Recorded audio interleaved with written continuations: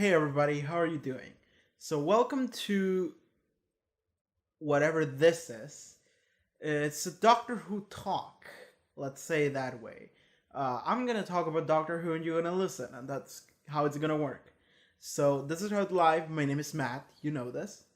And we're gonna be doing like a review of the entire season.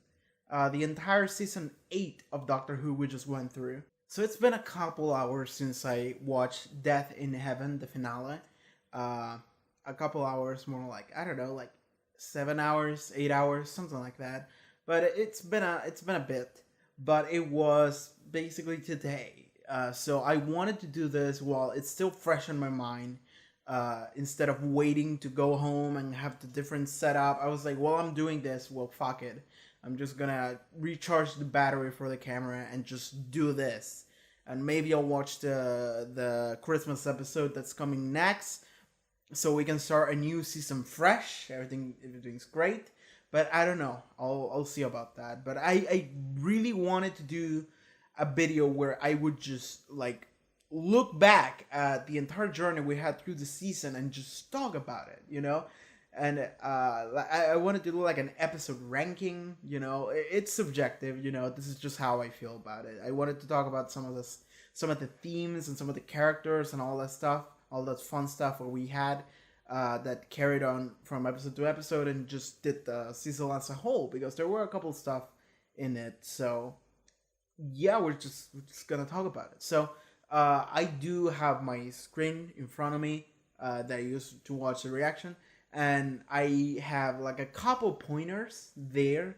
They're not too in depth. I only spent like 5 minutes writing them, but I wanted to have some sort of guidance because I am basically just winging it. This is just how I do things. I wing it and see how it goes. So I just have a couple pointers, and I'm just gonna read a couple stuff just to remind myself about what I need to talk about. But the first thing we're gonna do is we're gonna look back at each episode.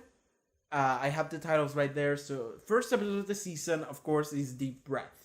I remember Deep Breath. I watched it like 3 times by now, including the time all the way back in 2014 when it first came out, which I didn't remember by the time I reacted it this year. Well, it's 2019 now, so I guess it was last year. But I basically didn't remember anything, and it was basically a fresh reaction. Like things were coming to me as I was watching it. But at this point, I think I have a decent memory of it and a decent understanding of it. So, also, so I don't know if the things that I'm gonna say are gonna contradict the things that I said in each individual video, because this is how I work. I have an awful memory, and I can contradict myself because my like everything depends on how I'm feeling at the moment or what I remember of it. And I don't have perfect memory, therefore I only remember like the good parts, or I only remember the bad parts. So my opinion of it might change now that I'm like more far away from it than when I was immediately after watching the episode. Or maybe I had time to think about it and it changed. So I'm sorry if that comes as staff, but now now that we are done with the whole season, are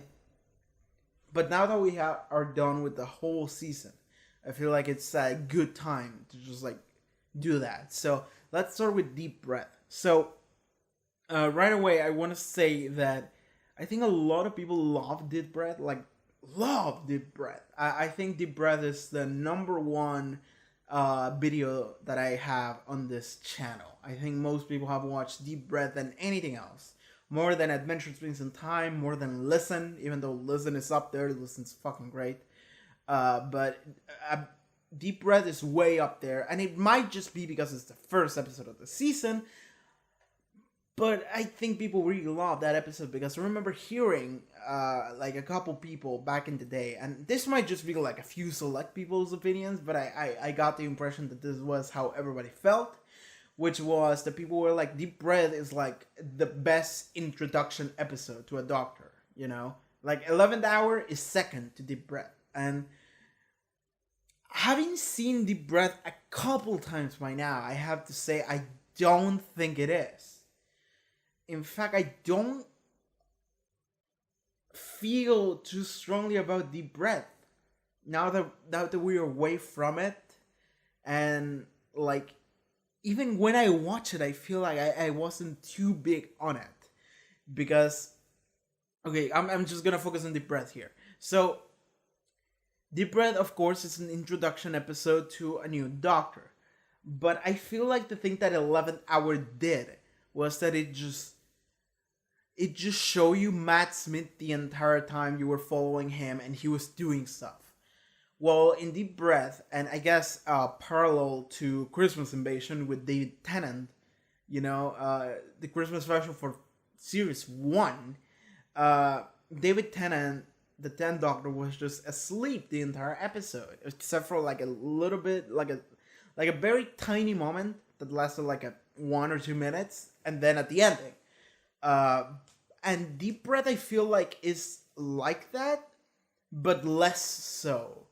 Capaldi does wake up, he starts doing stuff, he goes out and he basically assaults a homeless man, and he's like, oh, I'm Scottish, I can really complain about things now. Like, I remember a couple of scenes like that, and he was like, who frowned with his face?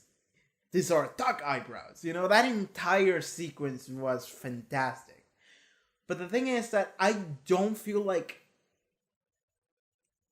the problem, the drama, the plot of Deep Breath was interesting enough. The parts of Deep Breath that I like were the parts where Capaldi is just alone and he's just like, who am I? Like, who the fuck is this? So that's why the homeless man scene is like my favorite in that entire episode.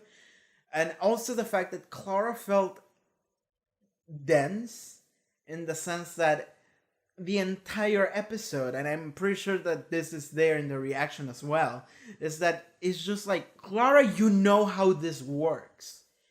Why are you so shook that he changed his face? Because you know that this is how it goes every time. Like, of all companions, Clara is the one that should know. Because she is the impossible girl, she saw all of that crazy shit in Name of the Doctor. She saw multiple doctors on Day of the Doctor. She already saw Matt Smith old in Time of the Doctor. Like, Clara is one of those companions that has been through some shit in a very short amount of time. And I feel like she should be the one companion that is like, I get it. Okay? And she feels a little bit dense in the fact that she doesn't get it for the majority of the episode. And that is a little bit annoying. That really is. It bothers me. But, and this is something that I didn't say in the reaction at the time because I didn't realize this. I only realized not too long ago. It was because Blind Wave started reacting. Shout out to Blind Wave. They started reacting to Series 8 as well. And they watched Deep Breath and they came up with something about why Clara is like that. And this is something that hadn't crossed my mind at the time. And it's I'm pretty sure it's because I've just been off Doctor Who for like 5 years. And then I came back to it and started with that episode.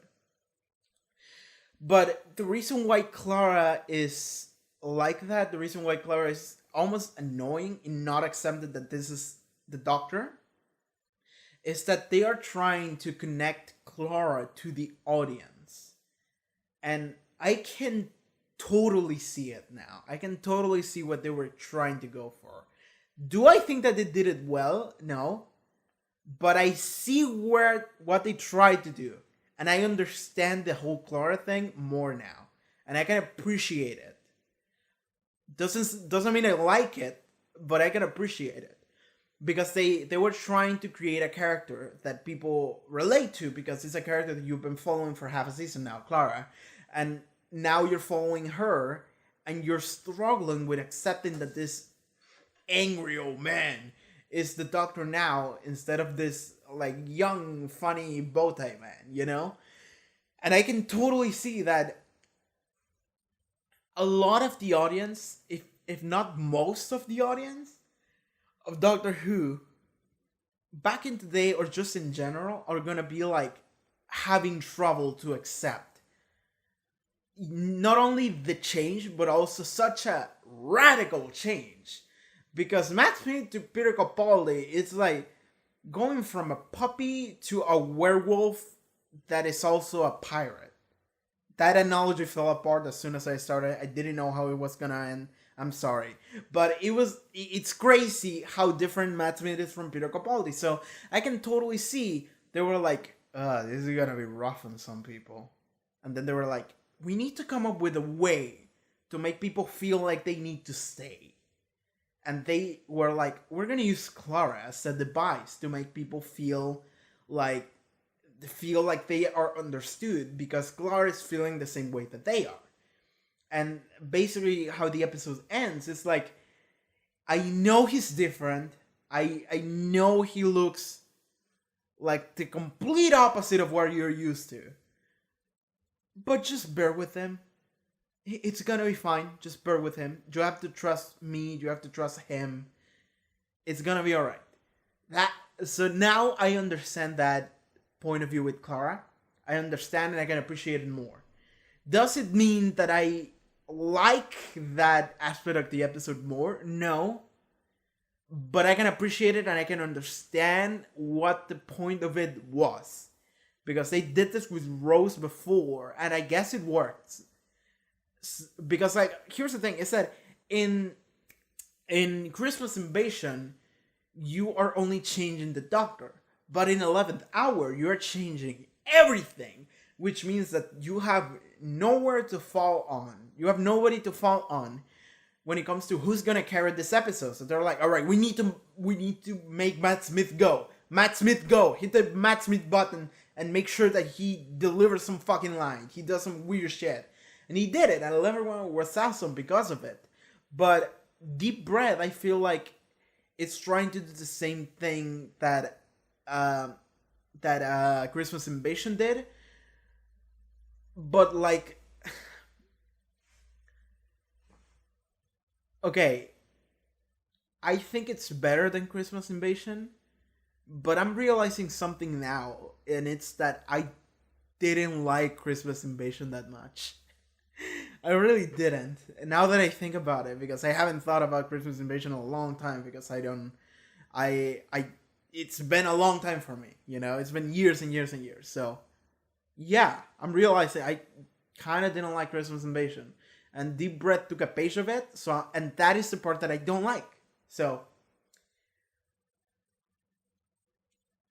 but again, it's this probably made much more sense if you had watched it when it was airing, or in quick succession, from like week from Time to the Doctor, and next week you're watching Deep Breath. Like, in that regard, in that sense, maybe it's better, but I didn't. I started with Deep Breath right here, so I'm like, yeah, I didn't feel great. I came for Capaldi. I didn't need anyone to pity me because I wasn't ready for him, because I was totally ready for some Capaldi, man. I came here looking for Capaldi. So there was a huge disconnect between me and Clara. But I can appreciate that for some people it was the opposite, and that's fine. That's fine. Again, this is completely subjective. This is just how I feel about it. So that's that. I spent a lot of time talking about that cold Clara thing. Jesus. From a Capaldi standpoint, I think he did great in Deep Breath. I think he did amazing. I mean, not to say that Jenna Coleman didn't do amazing. You know, this is a thing about a decision from the writers into how to portray a character. Jenna Coleman was great. This entire season, Jenna Coleman has been great. She's been fantastic. She's a great actress. Capaldi also. Then Deep Breath like laid out like a bunch of like, we need to feel like we don't know what kind of man Capaldi is. Like, he's mysterious, but we don't know if he's good, if he's bad, if he's kind of like an anti-hero, he's like a badass. We don't know that, because it's like, did it kill that guy or did it make it commit suicide? And none of those choices are good. So it's like, wow. I don't know, so that whole Capaldi thing was great, and I really did like what they presented to us, what would become Capaldi. But I don't think that Deep Breath was peak Capaldi yet. It was just. So when I think of Deep Breath, I think of the homeless scene. That's the one scene I think back to. That's the main scene of that episode for me. I love that scene so much. Also, the scene at the diner, like the megalomania. No, the egomania that Clara has, like that thing, that was funny. Uh, yeah, I guess I'm sad we didn't see more Bastra, Jenny, and Strax because they're cool. Like, I want to see more of them. If we start next season with them, with like one episode of them, I would be like, all right, that's fine. I dig it. So yeah, cool. That's how. So yeah, that's how I feel about Deep Breath. I feel like there's not a lot to talk about that episode because I feel like it's a little bit boring. Someone in a comment, I believe to Deep Breath exactly, said something that makes a lot of sense, and it's this is a great episode that it's like 20 minutes longer than it should be, and I'm like, you know what? Yeah, it's longer than it should be. Deep Breath is presented to you like an hour special, and it should just be like a 40 minutes episode. I think it's an hour. But yeah, it's longer than it should be. It feels like Deep Breath should just go faster because like a lot of what the plot of the episode itself is, I don't feel strongly about it. So it's like we need to go, we need to move on. I would like if Deep Breath would have been a little faster. That maybe would have solved a lot of it, but I'm not sure how much. But not to say that Deep Breath is bad. It's just not my favorite. But all right. But I guess it did make me want to keep going. So that's that. Episode 2. This is not gonna be a good one. Into the Dalek. Uh,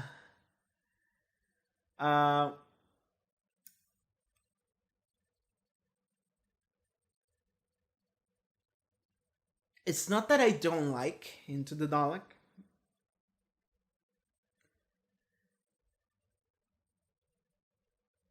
So I don't like Into the Dalek.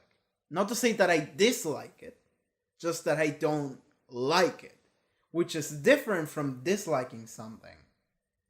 Actually, don't know if there's a difference. It's a different in my brain. So it's like a liking something would be from a 6 and above, and disliking something would be 4 and below. Into the Dalek is a 5. Deep Breath would be a 6 or a 6.5. Into the Dalek is a 5. And it's just like it happened. And Into the Dalek is kind of a letdown for me because I was waiting for. Because Deep Breath was the introduction episode to Capaldi. And Into the Dalek would be the first regular episode with Capaldi. And I was waiting for it. But it didn't feel like a good regular episode with Capaldi. It just only felt like there's some Dalek shit, and this is all just a build up for at the end when the Dalek goes, you're a good Dalek. I see only rage in you. And then the Doctor is like, oh, I'm so edgy. It felt like a build up to that more than an actual episode. Also, the soldier thing, which I also wasn't a big fan of. You know this. You know how I felt about the soldier thing. We're gonna come back to that later in this video. But that's it.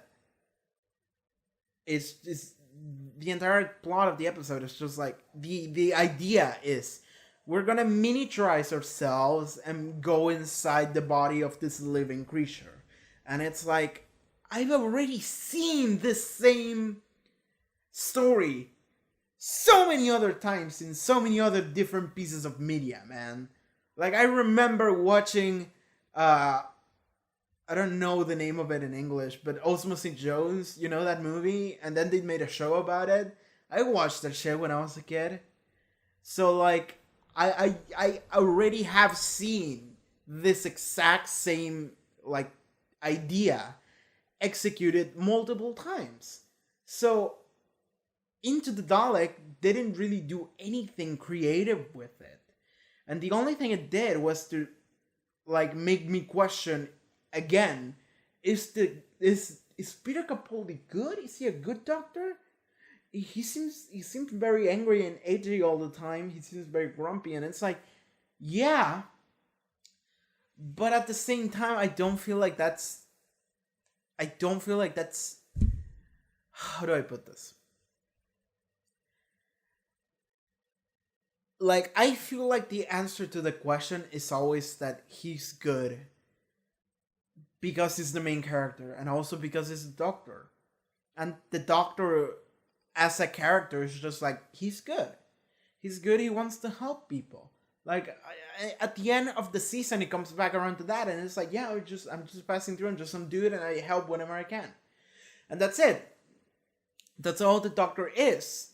And so the question was answered, and it's not a surprising answer. It's just like, yeah, I figured. So the fact that Into the Dalek wants to like drill it harder to me, I'm like, I get the feeling that this goes nowhere, and it's not. I get the feeling that it's not as interesting as you make it.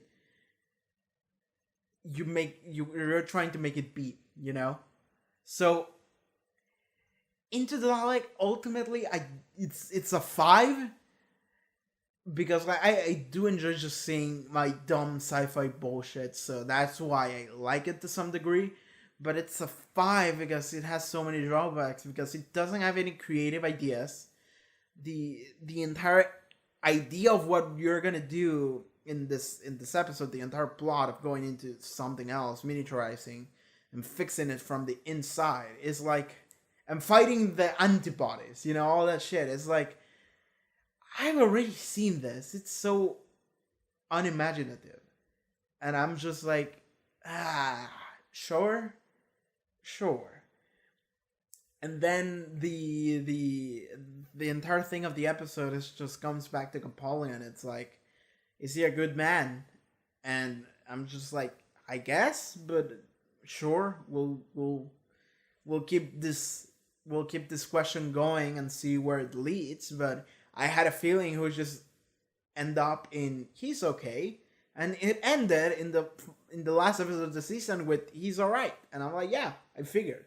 So in retrospect, Into the Dalek just got worse because it really didn't have a lot going on for it.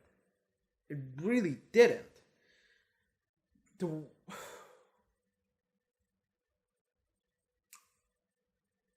Okay, so what Into the Dalek did is that it introduced Danny, but it's not like Danny is not even like part of the episode. He's like a side thing. And we'll go back to Danny later. That will be a point we discuss in the video later.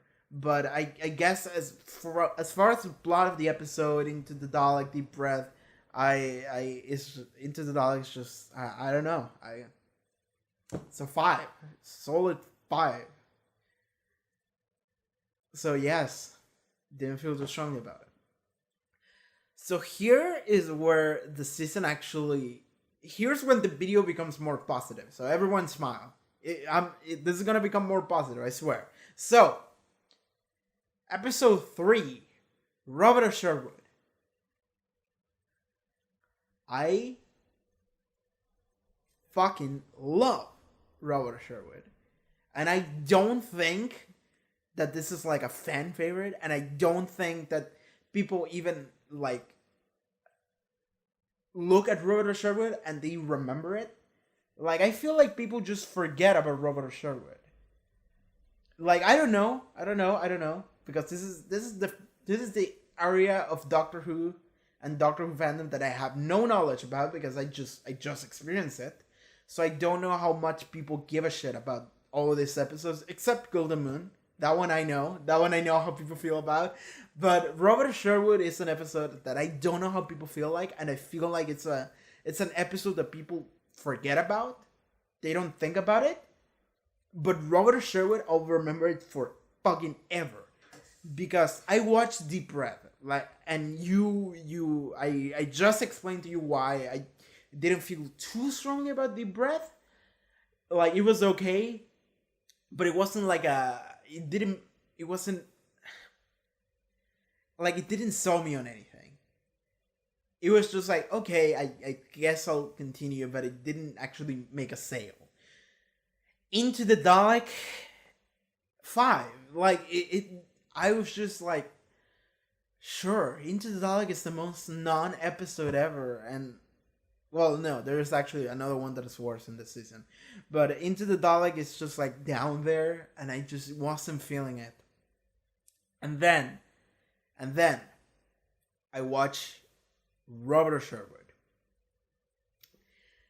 And as I was watching Robert Sherwood, in fact, there was even technical difficulties while watching Robert Sherwood. There was a moment when the camera dies.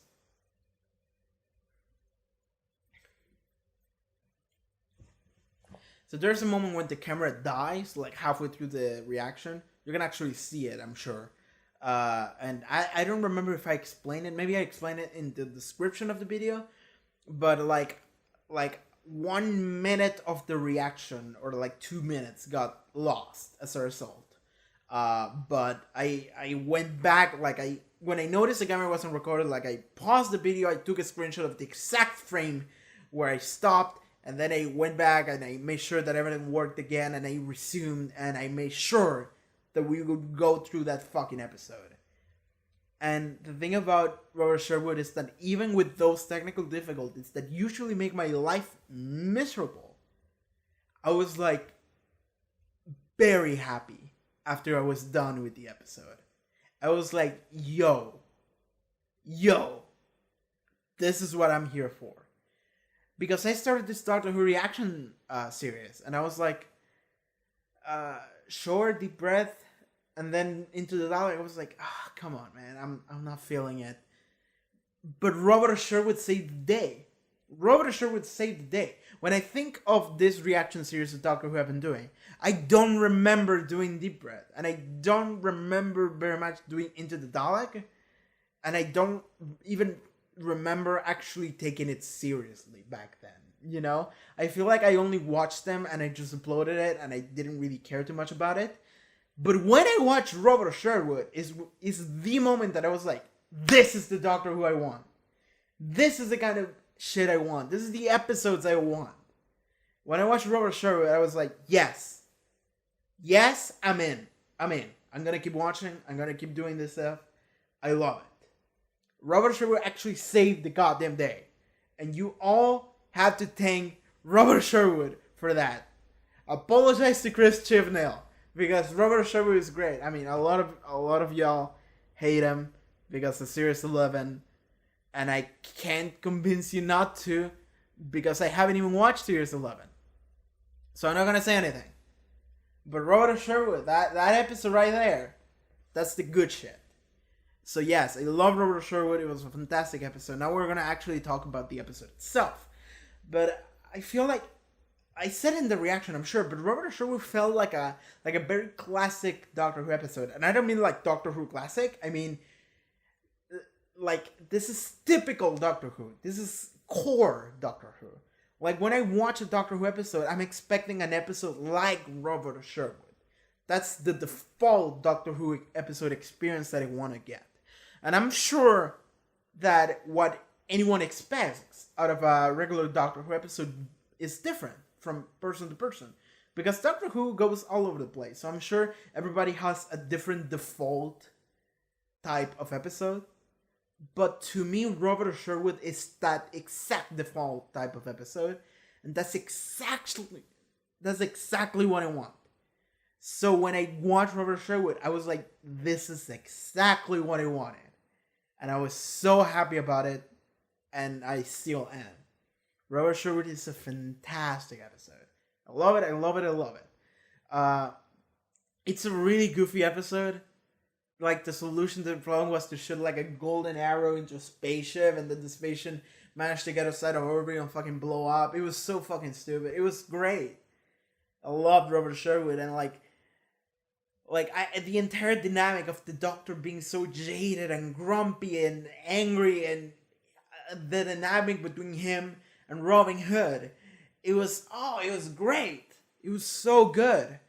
and then the close the episode with that talk that the Doctor had with Robin Hood, and it was like the Doctor is talking about him as a legend, as a story, or like a hero basically, and then Robin Hood like replies like, is it too difficult to believe that somebody born to like a nice family and wealth and privilege would decide to stand for the people and decide that there shouldn't be any more injustice, until one day he's moved to steal a TARDIS and fly among the stars fighting the good fight. And the Doctor, like, he thinks he's talking about Robin. He thinks he's talking about himself. And then he's like, oh shit, he's talking about me. And it's like, that's the similarity. That's the moment he hits. And it hits him, it hits me, it hits everybody. It was great. And then the entire thing of like, we're both stories in the end. Like, both of us are just gonna be stories to try to make it a good one. I think I'm mixing episodes now with a different episode way back, but that was basically what it was. And then I really like the very meta line. The very meta line that makes the entire episode for me almost is, and remember, Doctor, I'm just as real as you are. And the very meta line that I love is, and remember, Doctor, I'm just as real as you are. That fucking line hit me so hard. It was so good. Robert Sherwood is up there in episodes this season. It's really up there. I'm not gonna talk about what a specific ranking I'm giving to it yet, but it's way up there. I love Robert Sherwood. It's fantastic. So yeah, that's it. That's it for Robert Sherwood. Just all of you go and thank Robert Sherwood for being so fucking good and like making me actually interested in to keep going. Because Deep Breath didn't do it, Into the Dalek didn't do it, Robert Sherwood, that's the good shit. So the sad part about we need to keep going is the fact that Robert Sherwood is like it probably did back in the day, is gonna be way overshadowed by Listen. So episode 4 of the season, Listen. Oh my fucking god! Like there are no words to like convey to you how good Listen is. So I feel like Listen is most people's favorite episode this season, and just in general. And if it's not, then it should be. Listen is such a fantastic episode. I'm mind blown. I'm mind blown about Listen. I can't believe how good it is. So the entire thing about Listen is that it just is one giant loop, and in the middle of that giant loop there's 1,000 mini loops. And all of it makes sense, and it's like, oh fuck, like, so Clara's in a date with Danny. Okay, cool. The day goes bad because they both have really intense personalities and very defensive. They're very defensive about it. Then the Doctor goes to Clara, and also a thing that scene when Clara gets home and the Doctor is like, "What do you need 3 mirrors for? Why don't you just turn your head?" It's great, and then he was like, at the end, like then he comes back later in the episode. It's like, don't worry about her face. It's really wide. That she needs 3 mirrors, and it's like because her face is so wide, and it's like Jesus, like the Doctor is. Peter Capaldi hit his peak in Listen. I think he did really well in Robert Sherwood. Just hating everything that Robin Hood was. Just the bantering and the simpleness and the laughing. You know, how he clashed against Robin Hood was great. And that's the episode that sold me into Peter Capaldi. I was like, Peter Capaldi is alright. But that's the episode that I was like, yeah. And then in Listen, I think Capaldi hit like peak Capaldi. Like this is what Capaldi is capable of, and this is what it's gonna be from now on. And in Listen, it's fantastic. I love it. I love it so much. I love the beginning of that episode when it's like, there's many creatures in the universe. There are creatures that have performed, that have been able to evolve perfect defense, perfect sight, like perfect everything. But why is there no perfect hiding? Answer: you wouldn't know if there's perfect hiding. Otherwise, it wouldn't be perfect. And that small sequence that I guess it didn't really come.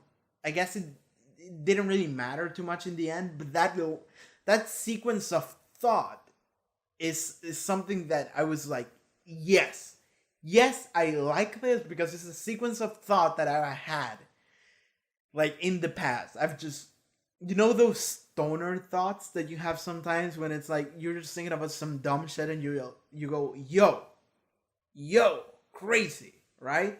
And then when a sci-fi show expands on it, and it's not super tropey, it's actually like clever. I'm like, yes, that's what I like. Even though it didn't really expand on it, it was just the premise from which all the shenanigans in Listen happen. So the Doctor has this nightmare, or more specifically, like, the Doctor figures that everyone in history has a nightmare where something comes and grabs. So you're on your bed, you wake up, you sit on your bed, and something grabs your foot from below your bed, from under your bed. So based on that premise, it's like everybody has ever had the same dream. So, okay, we're gonna need to investigate that. So then he grabs Clara and he's like, have you had the dream? And then we're gonna link you to the TARDIS. I'm gonna make you fly to the point where you had the dream, and we're gonna investigate that. So they do that, but Clara thinks of Danny. And since the system is telepathic, it takes you to young Danny, when he was called Rupert Pink. So we find young Danny, Rupert Pink. Then there is like something on the bed that we don't get to see, and I'm still not sure if it's supposed to be a creature in perfect hiding or it should just be some kid playing a prank on them.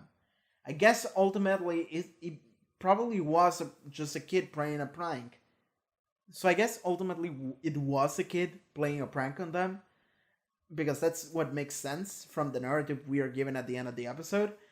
But that's fantastic, because like Clara like gives encouraging words to young Danny, and she gives him a bunch of toys of soldiers, and then she puts one of the soldiers who doesn't have a gun because it's broken. He's like, no, he's so good, he doesn't need a gun. He's great.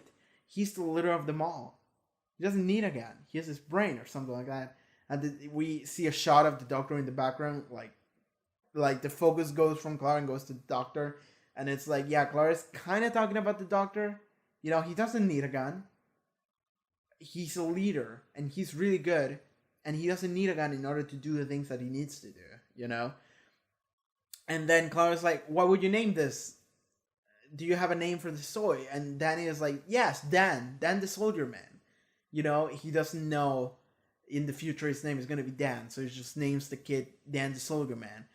And then when he's going to go to sleep, the Doctor just like mental shocks him and puts him immediately to sleep. And Clara's like, what did you do? And he was like, oh, I made him fall asleep. I scrambled his memory so he wouldn't really remember anything. It will be like a dream. I also gave him a dream of being Dan the Soldier Man. And that's the moment where it's like, oh fuck, we literally created a character. A character that we've been seeing for the past like 3 episodes. We just made him.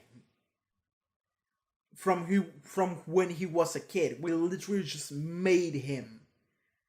And that's the moment where I'm like, oh fuck, we're fucking with time. We're fucking with time, it's happening. And that's what I love. Because I'm pretty sure I also said this in the reaction. I'm a big fan of Back to the Future. And the reason why I love Back to the Future so much is because of that time fuckery. It's because of that you mess with time, and then there like the future changes. Like I love the entire concept of time travel because of this. And usually this is what I want in a time travel story. And Doctor Who doesn't really have a lot of that because the TARDIS is used as a device to give us a different setting each episode, which is good. It's great. But there is not a lot of like time loops and paradoxes and stuff. I feel like there should be more than the ones we deal with, you know? Like, and even the ones we deal with are usually like solved by nonsense that really doesn't matter. Just don't think about it. But the Listen did fantastic, and I'm just like, oh god, I love that episode. I love that episode so fucking much. Like after we make Danny, then we meet Orson Pink, and I'm gonna bring him back later. Orson Pink, what the fuck, man? So Orson Pink seems to be a descendant of Danny and Clara, even though Danny died at the end of the season. Don't worry about it. Just don't worry about it. We'll just talk about it later. So Orson seems to be a descendant of them, and even heavily hinted because Orson is like, Clara is like, yeah, well, time travel or something like that. And Orson was like, well, running's in the family. And I'm like, yo. He also had the toy of Danny, and he was like family heirloom. So it's like, it's clear that this dude is a descendant of them, right? At least of Danny. And he's dead now. So I'm like, his existence defies reality, therefore Danny might not be dead. So I guess we'll see it later. But I don't know. But then in the end of the episode, what it all culminates to is that Clara ends up using the telepathic circuits to escape, to move the TARDIS to get away from the monster or whatever at the end of the universe. And she ends up, like, she thinks of the Doctor because he goes like, at the moment that she is piloting the TARDIS, and then she's taken to the child Doctor's past, all those years ago. And Clara ends up becoming the person hiding under the bed that when the Doctor sits on his bed and goes, who goes there? She accidentally just grabs his leg. And that creates the entire plot of the episode. And it was there since the moment the Doctor was a kid. So long ago. Like 2,000 years ago. And it's like, fuck. Fuck, that was good. And then the entire like theme of the episode they were trying to drill, that they told Rupert and then Clara told the Doctor, which is like, fear is good. Fear is like a superpower, and fear is companion of us all. And Clara was really nice and telling him all this nice stuff. And they even made like a small like callback to John Hurt in Day of the Doctor, and that's the moment my heart skipped a bit because I was like, John Hurt, I love him, you just need to give me one scene with them that is just a scene taken from Day of the Doctor, and I'm just like that hit very hard, and that entire episode is just great. Like the way it ends is like. And Clara's like, she goes and hugs the Doctor, and the Doctor says, no, they're not the hugging. I'm against the hugging. It's fantastic. They bring Orson back. Clara reconciliates with Danny after their stupid dinner that they had like 3 times. It was nuts. But that entire episode is just one big loop with a bunch of mini loops in the middle, and it's just, it's everything I love in a time travel plot. It's fantastic. I love it so much. It's a great way of doing time travel in an episode. It's a great Doctor episode. It's a great Scylla episode. It's a great characters episode, dramatic episode, like a little bit of development episode. Like everything is there. Everything is great. I love Listen. And I feel like everybody should love Listen. I feel like everybody does. Like I feel like, okay, So I feel like Kill the Moon is the episode everybody hates, and Listen is the episode everybody loves, and everything else is just whatever in the middle. I feel like that's the case, but I don't know. I don't know about that. I don't know about that. Okay, so moving on to Time Heist. I'm gonna get like a glass of water because my throat is mega dry now. I've been talking a lot, so I'm just gonna. Man, it's been like 50 minutes already. Fuck me. Alright, be right back. So, next episode is Time Heist. Time Heist, I feel like it's an episode where not a lot happens, but it's a really cool episode. So, at this point, I think we're starting to get some episodes that are like. Not, never mind. So, okay, a lot of the episodes this season are not random episodes. A lot of them are like plot drama episodes between important characters. Dr. Clara, Danny, all that stuff. I feel like a lot of the episodes this season are like that. When we count them.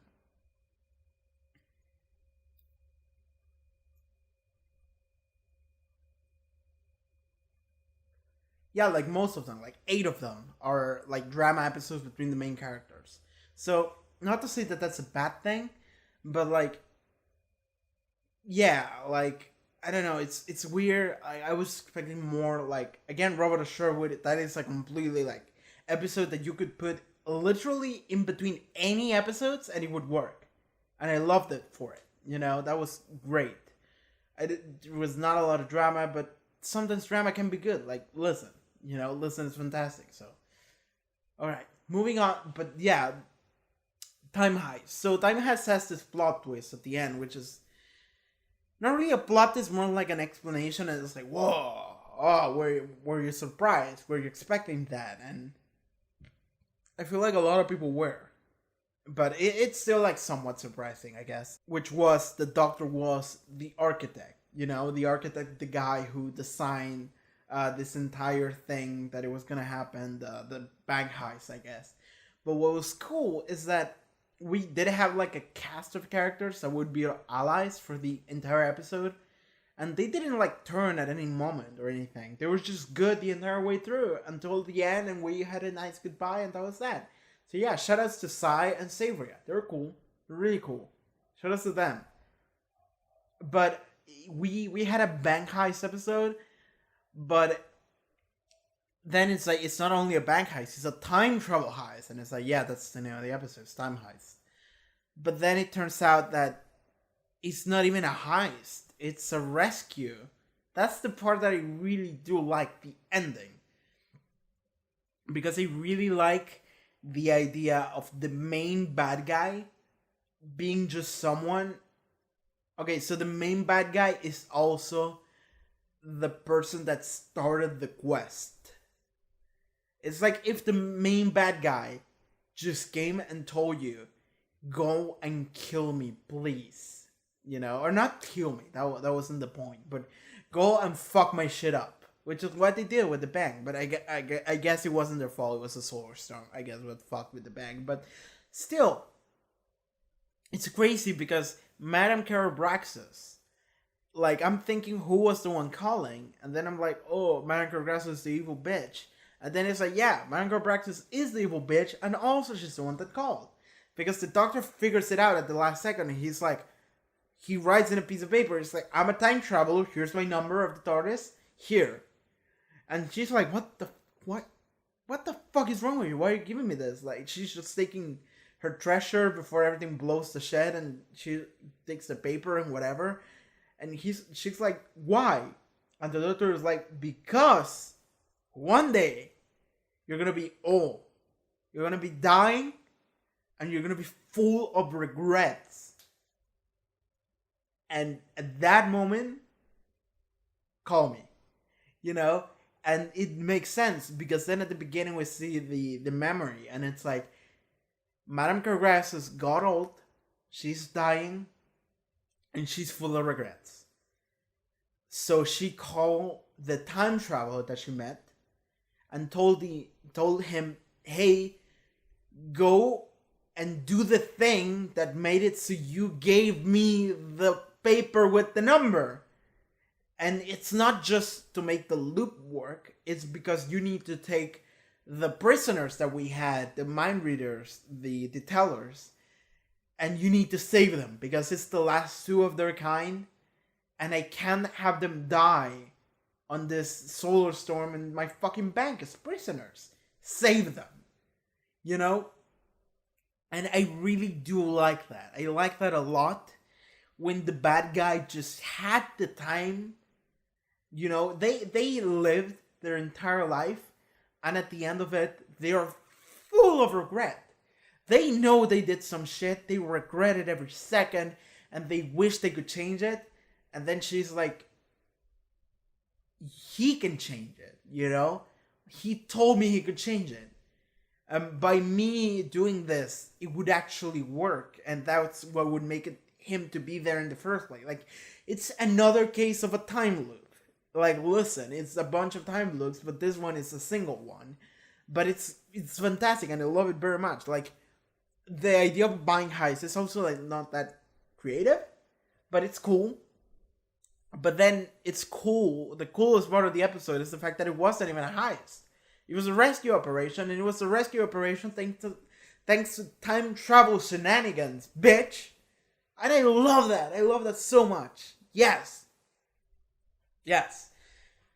Time Heist, good. Time Heist is good. It's a good self-contained episode, kind of. Yeah, and that's it. That's it. There's no lot to it. It's great. Great. So after Time Heist, we have The Caretaker. We're halfway through the season. I already lost my voice. Fuck me. Man, I was planning on reacting to the Christmas episode. Now I won't be able to. This is too much for me. I did too much recording in a single day. So next episode is Kill... no, I'm getting ahead of myself. Next episode is Caretaker. So, The Caretaker. That is one of those drama episodes with main characters. So this is the episode where Doctor met Danny and Danny met Doctor. And I guess that's the main point of it. You know, Doctor and Danny and Clara in the middle. And like the doctor doesn't like Danny. And Danny doesn't like Doctor. And the reason why is because the Doctor like hears he's a soldier. And he's like, I fucking hate soldiers and I fucking hate him. And he made fun of him because he's like, he's a PE teacher, and he's like, no, I teach math. I'm a math teacher. And he's like, what, math? But I thought you were a soldier. And it's like, yeah, and I was a soldier, and now I teach math. And it's like, no, sorry, it doesn't make sense. You're a PE teacher. And it's like, whoa. It's like, whoa, doctor, really? Is this what we're doing now? Really? And like, he hates him because he used to be a soldier. And then Danny hates the doctor because he seems like an officer. Well, Danny doesn't necessarily hate him just because he seems like an officer. That's just the observation he made afterwards. But it's more like he doesn't like him because the doctor doesn't like him to begin with. Like, he was an asshole to begin with. But then he learns that the doctor is like this weird time travel alien that takes his girlfriend out consistently into dangerous places. And then at that point, he's like, oh, fuck no. You know, of course, that makes sense. But in the end, the episode ends up being like Danny saves the day by being Danny, basically. And the doctor is like, I guess he's alright. I guess P is alright, you know? And I guess they both learn to live with each other. And I thought they would be more friendly than they were eventually. But I guess they just managed to deal with each other, and Clara being in the middle, and that's that, you know. Like, Caretaker, like, looking back to it, it was just an episode to show us what's the deal between Doctor and Danny, what would it be like, what was like, and what it turns into, you know. But this is where it gets brought up again, the thing about the Doctor and soldiers. I still don't feel that soldier storyline. Like, the Doctor hating soldiers so much. Like, I get it, but it's also there's a lot of prejudice there. And it's like, I feel like the Doctor wouldn't be like that. But at the same time, I can see it. Because, like, and I'm pretty sure I also mentioned this before, probably many times, and it's that the Doctor sometimes feels like an oversage of wisdom and understanding and everything that's good. And then sometimes it feels like the complete opposite. It feels like this clueless asshole. And I'm just like, I never know which Doctor I'm gonna get. And whenever I get the one that I'm not expecting for, it's like, what? So that's my main problem with the soldier thing, man. That's what it is. I don't think it makes much sense, even with the context of the 900-year war in Transalore. I guess 900 years is a lot of time, but still, like... And even then, he's a new person, so, like, still. But okay, never mind that. I like, there's no point in actually thinking about it too much, because in the end, it's like, he's alright, so... Sure. They managed to live with it. So, I didn't like that in the middle of the episode, Clara just doesn't tell Danny what the truth is. And I'm just sitting here like, he just saw an alien disintegrate a chair. Fucking tell him. Talk! And eventually she did, and he had trouble believing it, but he did eventually, and that was cool. But that's it, really. That's really it. There's not a lot in Caretaker, I feel like. Not that I remember, at least. I think that's the episode where we learn that the Promised Land is actually the Nether Sphere or whatever. So that. And then we have Kill the Moon. So here's the thing with Kill the Moon. Is that I'm gonna try to dodge as many bullets as I possibly can when talking about this episode. But ultimately, it's my opinion, it's subjective, and I'm not gonna try to make you think that I'm saying the objective truth or what's right, you know? I'm not gonna try to change your opinion on it. But I wasn't too big of a fan on Kill the Moon. But I will give you the spoiler that it's not my lowest ranked episode in this season. It's down there, but it's not the worst one. It's not even the worst two ones. You know? There's two worse than that one, at least. So, Kill the Moon, I'm not entirely a big fan on it.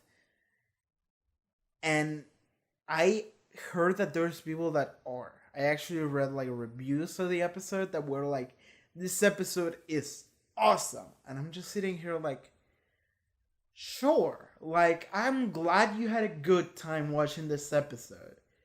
But I look back to it and I'm like, I don't. Basically. So, the thing about Kill the Moon is that, okay, so first of all, there's spiders, so that immediately like takes at least 3 points away from the score. Joking. Half joking. But no, whatever. So the spiders, the moon, whatever. So the moon turns out to be an egg for an alien. That's not something that I actually care about. I've heard people complain about that as if it was the worst thing in the universe. Like, that's the point where Doctor Who became awful, and I'm like, I don't care. Like, it's a dumb, goofy sci-fi show. Stupid shit happens in it all the time. Remember that time when the 10 Doctors just manually pulled the Earth back into orbit? Back into where it was supposed to be? He didn't teleport the Earth. He pulled it physically into where it was supposed to go. I remember that shit. Did I care about it back then? No. Do I care about the moon being an egg? No. It's the same answer. In fact, I believe that is goofier than the moon being an egg. So I don't give a shit about that. I don't give a shit about it. I don't give a shit about the moon being an egg. So, that's it. That's my stance on that specific problem. Now, the thing why I don't like Kill the Moon that much is because, okay, how do I even begin this?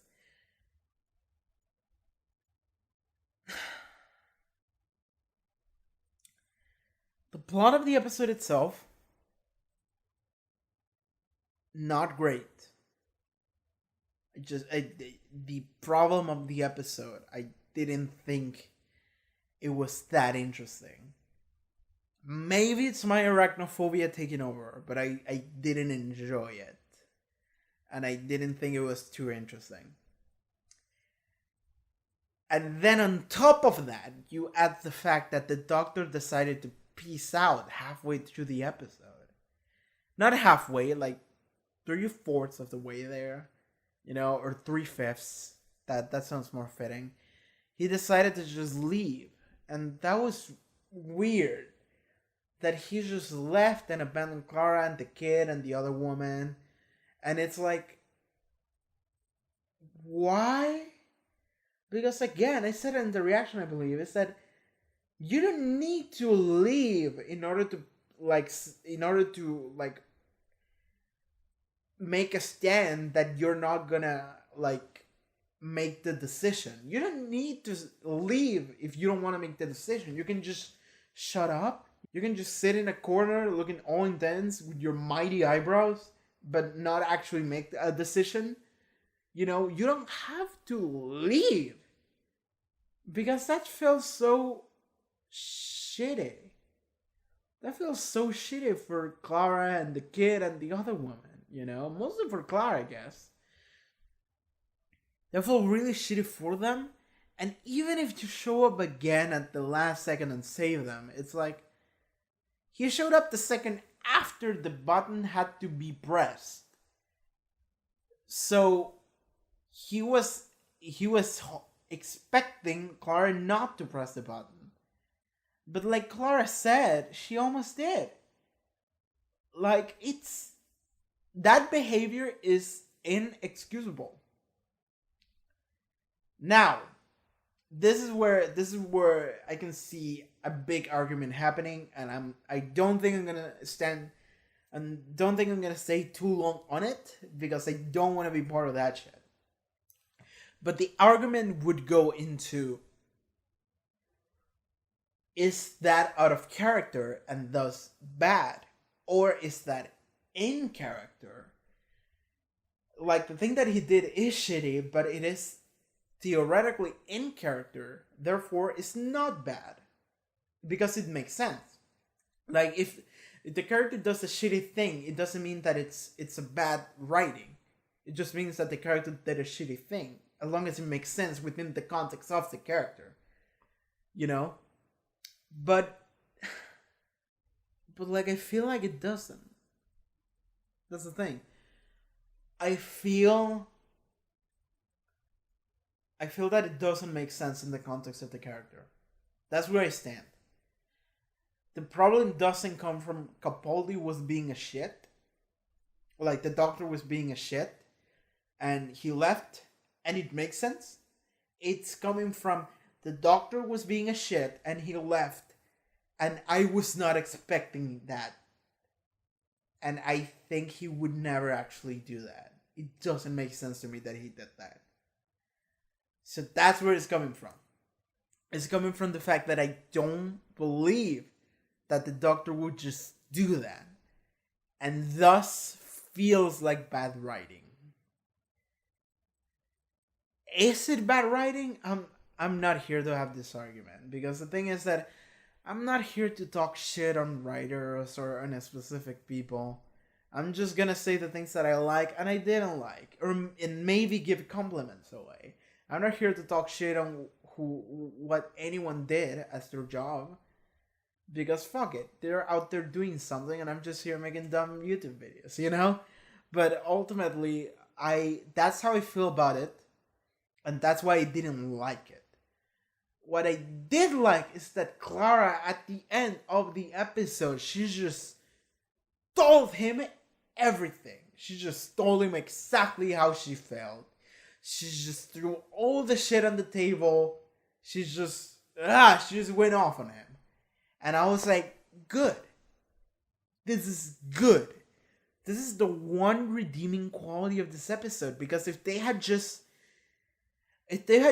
like shrugged it off, it wouldn't make any sense, contrary to making little sense, which is what I feel happened.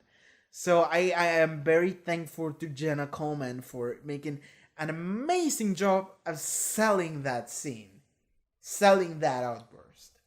So that was fantastic. Kudos to her. She's great. But ultimately, the entire episode, I feel, is it's a little bit boring, and the times that aren't boring are times when I go, what the fuck? And not in a good way. It's like, what the fuck? This doesn't make sense in my brain, you know? And then the episode ends, and it's like, whoa. So ultimately, that's how I feel about Kill the Moon. It's not the worst episode in the universe, but I don't like it that much. It's just an episode that I explain my concerns with it. I explain my problems with it. It's basically just like 2 or 3 problems. None of that, like, Moon is an egg shit. Like, I don't care about that. But like, the reason why I don't like it is because of that. Because it doesn't feel like something that would happen realistically. Realistically being a loose term here. But it feels like I don't buy this. And if I feel that way, then sadly the episode didn't do a great job at it. That's what it means. At least in my eyes, you know. But that's it. That's what I feel about Kill the Moon. So I'm sorry if you love it. But I wasn't as harsh on Kill the Moon as I was in Into the Dalek. Like, come on. So you take wins. You take what you can get. Next episode is Mummy on the Orient Express. So this is a weird one, because in the end of Kill the Moon, we have Clara completely separated from the Doctor. Like, they're just like, I'm never talking to you again. And Mummy in the Orient Express begins with, oh, we're together again in a random space version of the Orient Express, which I totally didn't have to Google after watching the episode to know what it was, because I'm from Argentina. Don't worry about it. So that episode, I feel like it's somewhat self-contained, not as much as the upcoming ones. But Mummy on the Orient Express, I think the cool part about it is I don't actually think I mentioned this in the reaction. Maybe I did, but I don't think I did. And the coolest part about this episode is the real time timer mechanic that we have in it. That just at any point, just a timer of 66 seconds is gonna show on screen, and you know that when those 66 seconds finish, someone's gonna die. And the cool part about it is that we have 66 seconds, and then we see the full 66 seconds. We see it from different points of view, even. But there are no time jumps, there are no time skips. It's just a solid length of 66 seconds that we just see from beginning to end. And I really, really do like the fact that you just see it on the screen. I do love that so much for some reason, you know? It feels a little bit fourth wall breaky, but that's good. I do like that, you know? Like, it... What does it feel like? It kind of feels like a video game, I feel like. That's why I like it. It feels kind of like a video game. That's why it's so dope. But in the end, the thing about the episode that matters the most, there's a couple things. And for example, Clara and the Doctor are on their last journey together, actually. Even if they did get together for this and it didn't make much sense at the beginning, then it comes back around with, oh, this is our last travel. This is our last time because we fought really hard last episode.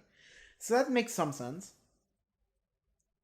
So we're doing that, and then Clarice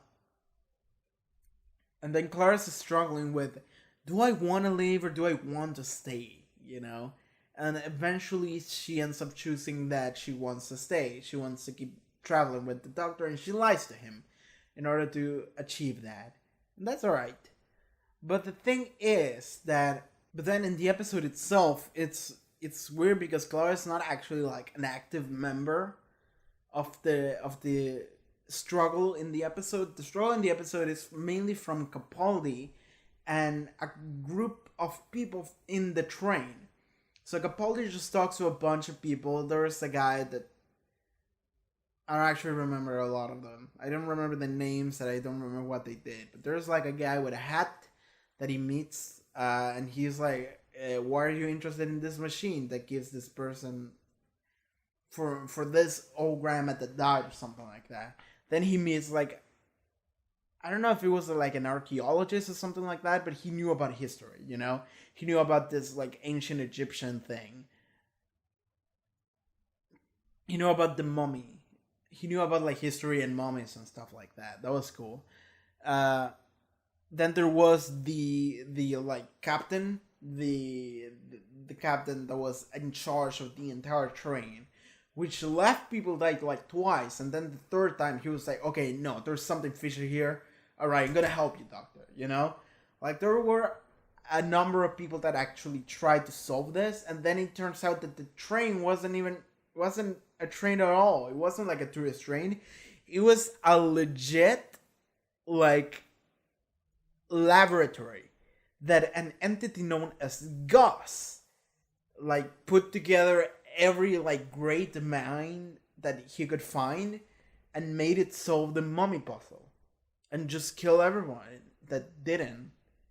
And eventually they did solve the puzzle, and then Gus was like, well, the experiment requires no survivors, so I'm just gonna kill you all. And the doctor saved everyone with the TARDIS. He took everybody home, and everybody was fine.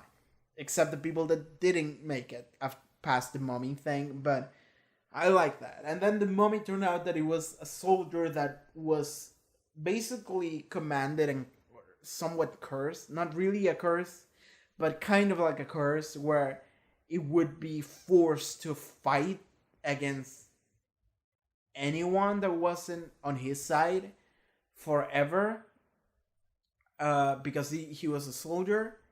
And then the doctor was like, we surrender. And that ends the war, and then the mummy dies. He thanks him and then just falls and dies. Because the thing is that the mummy couldn't die because he was being immediately repaired, and he was forced to kill everybody. But then if the war is over, then it just plops, and that was it. That was the solution. That was great. I really did like that. The question is with the Gus entity, what the fuck was that? A lot of questions with the Gus entity and whatever. Maybe the kid hiding underneath a blanket and listen. Like, we don't know that. Like, a lot of questions here in this season, but sure. Maybe they'll come back. Maybe they won't. I'm fine with them not coming back. I'm fine with it just being like a dumb stuff that happened and don't worry about it, So yeah, I think that's all that happened in Mummy. So Clara did change her mind, and she continues to travel with the doctor after lying to Danny and lying to the doctor. But that's it, really. There's not a lot to it. Flatline. So, Flatline. Two-dimensional beings. Okay, so the first thing we need to talk about Flatline is that when I reacted to Kill the Moon, I remember reading comments that were like, wait, okay, so the next two episodes are really good. The next two episodes are really good, though. And I was like, sure. Like, I didn't hate Kill the Moon, but sure. And people were like, no, the next two episodes are really good, and they're from the same dude, who was the dude that people were hoping would become the new showrunner after Moffat decided to leave. And they appointed Chris Chibnall for Series 11. But people were hoping that this dude that wrote Mummy and Flatline would be the new showrunner, but that didn't work out, obviously. But this is what people were hoping for, and this were apparently his debut 2 episodes. His name is Jamie. I don't remember his last name was Mattison or something like that. But yeah, my boy here, Jamie, who wrote Mummy on the Orient Express and Flatline. And of the two, like, Mummy's good, and Flatline is like, yeah, Flatline's better. I do like Flatline. So those were good episodes, and like they're not perfect episodes. They're not masterpieces, but they are episode. They are what they need to be. You know, they are what they need to be. They need to be interesting and fun, and that's it.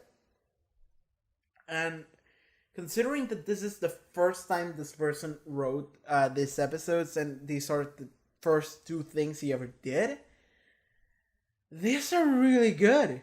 Those 2 episodes are really good considering you're new. So it's like, yeah, great job, Jamie. Those are great. Those are great. So yeah, and people did like point out in Mummy on the Orient Express and Floodline now that those 2 are like live on the channel. Those are the last 2 episodes on the channel right now. And people were like, yes, these are written by this dude, and people were hoping this dude would be the new showrunner. And I'm like, okay, I get it.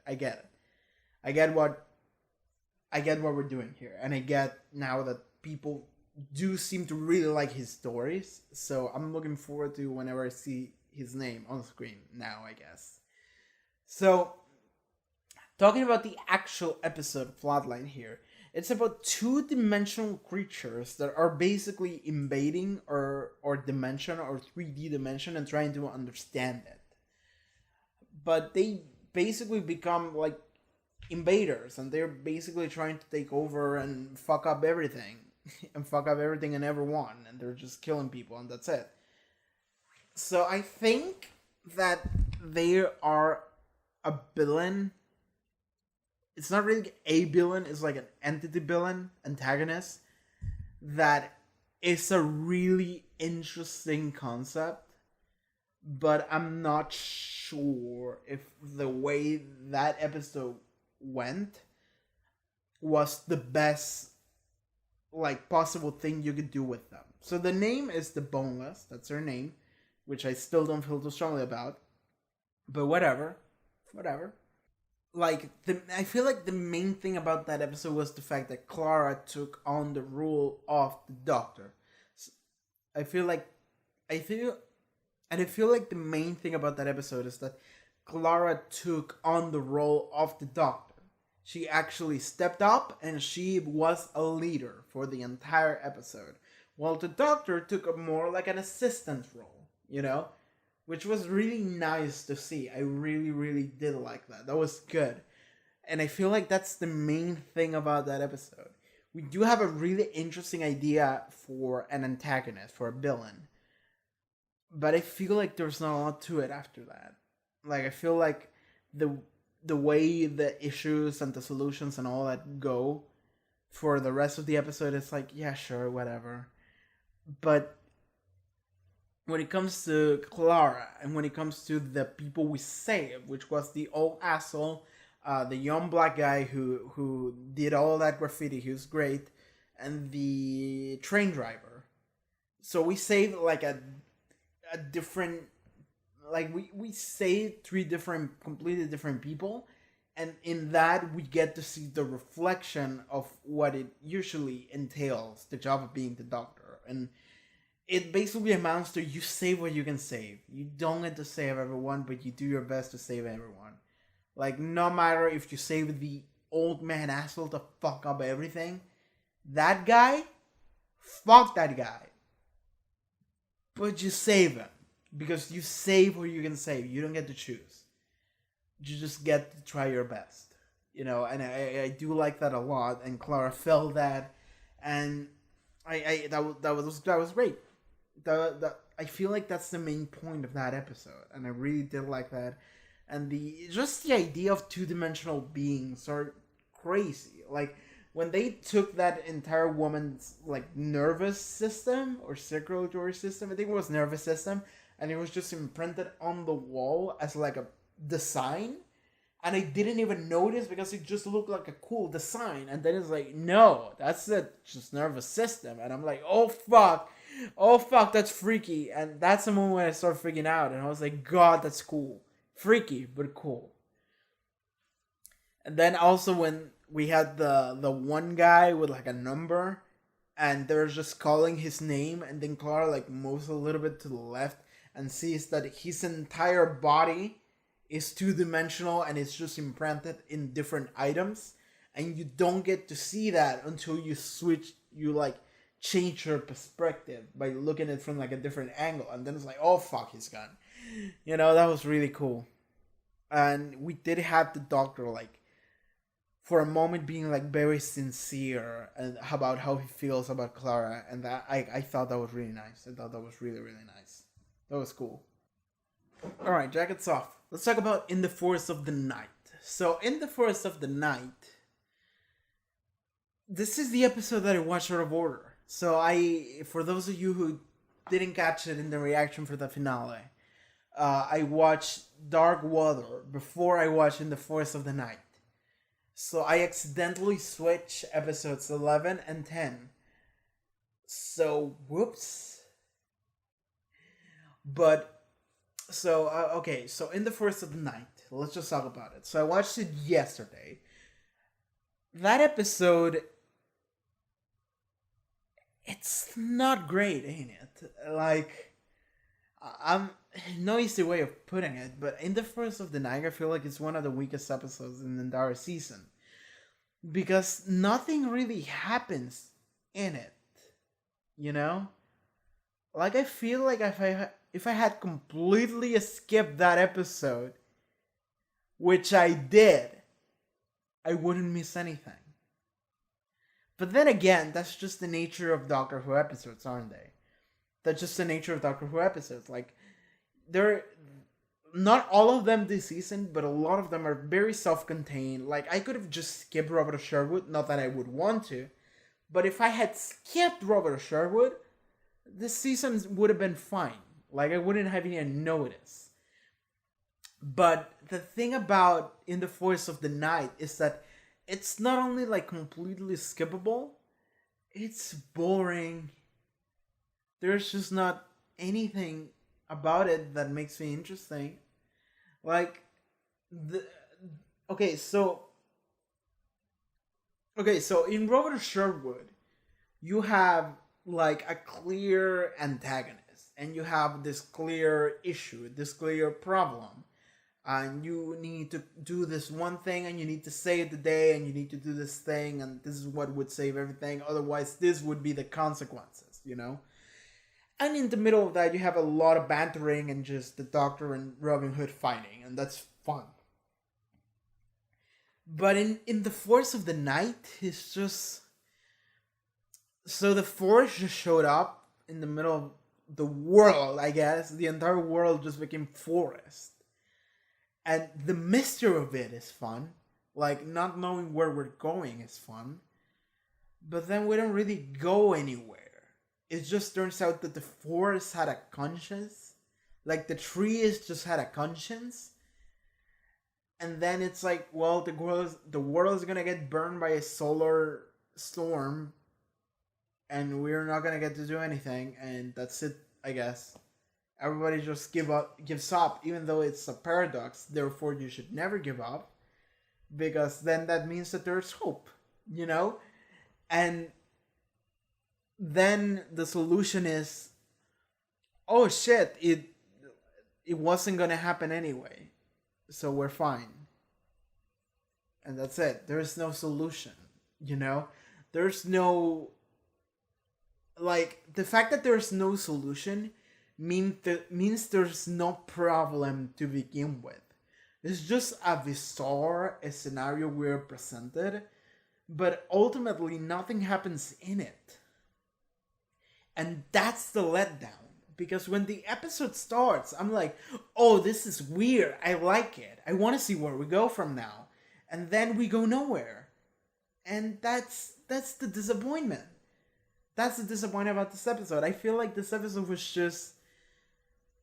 We're just gonna have Clara and Danny and the doctor just all together again, just talking and doing dumb shit. And a bunch of children. And we're gonna have the doctor interact with children, Danny interact with children, Clara interact with children. Because, yeah, children. And then it ends and that's that. You know, like, I did like having like a couple different children that there was a kid with like anger management issues. I'm pretty sure that someone was autistic, if not all of them. You know, it's fine. It's fine having all these different kids doing different stuff. And, like, so there was a cool black kid who was like, yo, that's cool. And that's all he said, basically. Like, stop calling us team, you know, that. It's just a bunch of dumb fucking children, really. But we had something, you know, it's some form of a cast. But I feel like I'm just scraping for things to talk about this episode. So, Force of the Night, I'm sorry, there's not a lot here for you. There's just not a lot here for you. The thing that it does have is that at the end of the episode, Danny asks Clara to, like, be honest with him. And that ties into the very beginning of next episode, Dark Water. But then it immediately, like, kind of stops mattering because crazier shit happens. So, Forest in the Night, I'm sorry you're not doing great. I'm sorry, Forrest. I'm sorry. Dude, I just spent like an hour, 40 minutes talking about this shit. And that's not even counting the earlier 2 hours I spent talking about the finale. And that's not counting the like 4 hours I spent last night talking about 2 episodes. So yeah, I'm not doing the special today. Fuck, that's too much, man. That's too much for me right now. Holy fuck. My voice just can't handle it yet. Like, I need to do this more often. Maybe then I'll be trained, but right now it's off. It's tough. So, with that, we get into the finale arc, with the 2 episodes, the first one being Dark Water. A lot of crazy shit happens in Dark Water, Jesus Christ. So, Dark Water begins with Danny dying, getting run over by a car, while he's talking to Clara on the phone. And he dies and goes to the promised land, heaven, nethersphere, whatever you want to call it. Then Clara goes in a complete heel turn, steals all of the TARDIS keys and starts tossing them into the lava, trying to make the Doctor trying to make the Doctor like go against his will to try and save Danny, even though that would create a paradox, so he can't do it. And Clara's like, I don't care, you're gonna do it, fuck you, and just throws all of the keys, all of them. And then the Doctor is like, well, it was a dream all along. Like, you didn't get me, I got you. And then Clara's like, well, shit, I'm just gonna leave now. But then the Doctor is like, I don't care that you basically just backstab me. I care about you, and I'm still gonna help you. So we're gonna go to wherever Danny could possibly be. So we're just gonna use the telepathic circuitry, think about him, and the TARDIS will take us to the nearest possible point where you maybe could meet him, which actually turned out to be a real place. You know, because Danny's not dead, he's in the Promised Land, which is a real place. It's a cloud. Like a digital cloud. So his entire like brain is basically uploaded to the internet. Not really the internet, but you know, it's uploaded somewhere. So they get to the 3W Institute, I think. 3W or W3. I think it was 3W. And it's because and then we find out, we see that there's a bunch of skeletons in like Dark Water, hence the name of the episode. And they're just sitting there, and it's like a tomb or like a museum, and then the doctor is, and then we meet Missy actually, and she's like, "Oh, I'm an AI interface or whatever," and then she just savagely kisses the doctor, and we just go, "Wow, wow, that was the scene." And the doctor feels stunned and attacked, and he's like, can't deal with it. And Clara's like, what the fuck am I looking at? And that was great. But then Clara, but then Missy just kind of like leaves, or they leave Missy, I guess, because they don't think Missy is kind of the big threat that she actually is. And they just follow the dude, the one dude, the employee of this institute. And then what they do is the dude explains to them that they discover that when people die, they don't actually die. They are fully conscious about their everything that's happening to them after they die, which is a really fucked up thing. It's the most fucked up thing ever. If death isn't the sweet release anyone wants, death is just it's just basically a full body paralysis, but you feel all of it. But what turns out to be is that so then the institute is about making sure that all the corpses are like well preserved in like a metal casing, like an exoskeleton. So then basically your mind, whenever it goes to the nether sphere, it doesn't suffer. But then we figure out, it turns out that the nether sphere is actually like, it's a legit like Time Lord bowl, which is bigger on the inside, and everybody is just in there. Like everybody who has ever lived for like the past couple like 1,000 years has just been being uploaded into the nethersphere. Everybody. And that was Mrs. Plan.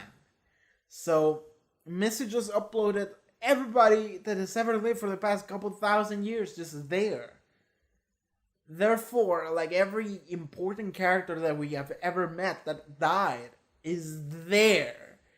Which is nuts. It's fucking nuts, man. That's a lot. That's a lot to take in.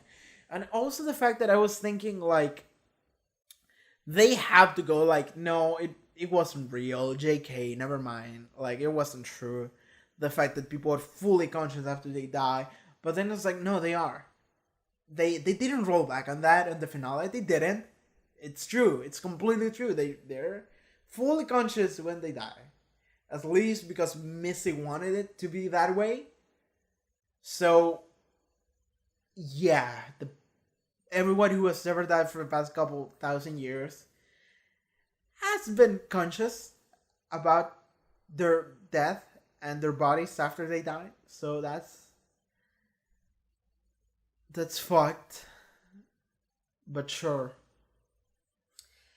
Then we find out that all of the skeletons actually so the skeletons are inside the dark water in exoskeletons that you can't see because the dark water only shows the organic matter. So it wouldn't show the exoskeleton. But then when the dark water leaves, you see that the exoskeleton is Cyberman bodies. It's the Cyberman again! And that hit me very hard in the reaction. That was great. So, fuck. But then we need to talk about Missy being the master. So, now that I actually finished with this, I have to say that Missy is a great fucking master. I really like the Missy master. So, there's several actors who have played the master, but right now, like the only ones that really come to your head right now are three of them, which are Delgado, John Sims, and Missy. Those are the three of them that come to my mind right now. So Delgado is like the master for the majority of classic Doctor Who, and he was great at it, and he looked like such an asshole. It was great. Then you have John Sims, which is like the reincarnation version of the master for the new age of Doctor Who. And now we have Missy, which is the regeneration of that, I guess. Like there is a whole blank in the middle, but let's just assume. So yes, and I really like Missy because Missy's fucking crazy. Like Delgado wasn't that crazy. John Sims was crazy, and then Missy went even above that. She became this legendary super crazy. Super crazy ultra instinct. Super crazy god super crazy. You know, she went beyond all the limits, you know? It's it's nuts. She is nuts. And I really like it because she's the very specific brand of crazy that is like, you know, like crazy, crazy. And John Sims was pretty crazy. He was just like, singing and whatever. But I feel like Missy goes above that, and I do like that. I do like that specific brand of crazy that she was doing. That Mary Poppins, but crazies and psycho. And I'm like, yeah, fine. I'll take that. I like that. So yes, I do like that revelation. I do like that this new version of the Master. That's great. Then, oh no! We're skipping the part where Danny had to deal with the kid that he murdered. So the entire season into the Dalek, it's implied that Danny had a trauma from when he was a soldier. He did something wrong. He regrets it immensely. And in this episode in Darkwater, we finally see that he actually killed a child. And we don't graphically see it, but it's heavily implied.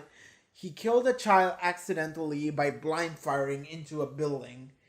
And then he regrets it. And then you see the child is in the Netherfield as well. And so Danny and the child try to make amends. And it's difficult because, of course, he killed you. And of course, you killed him, you know? But I guess that's it for Dark Water, and then we just go into Dead in Heaven, which is a fucking nuts episode. Like, really, it's not as hell. We're almost there, but then we need to do the ranking. Fuck me. Dead in Heaven. A lot of shit happens in there. Unit finally shows up. It's been a while since they got the Doctor, so a long time, a full season. So they show up. They take the Doctor, they take Missy, but the Cybermen are just taking over the world. But the thing is that it's not really a Cybermen invasion in the sense that they are attacking. So what Missy does is that she actually makes it Missy actually makes it so every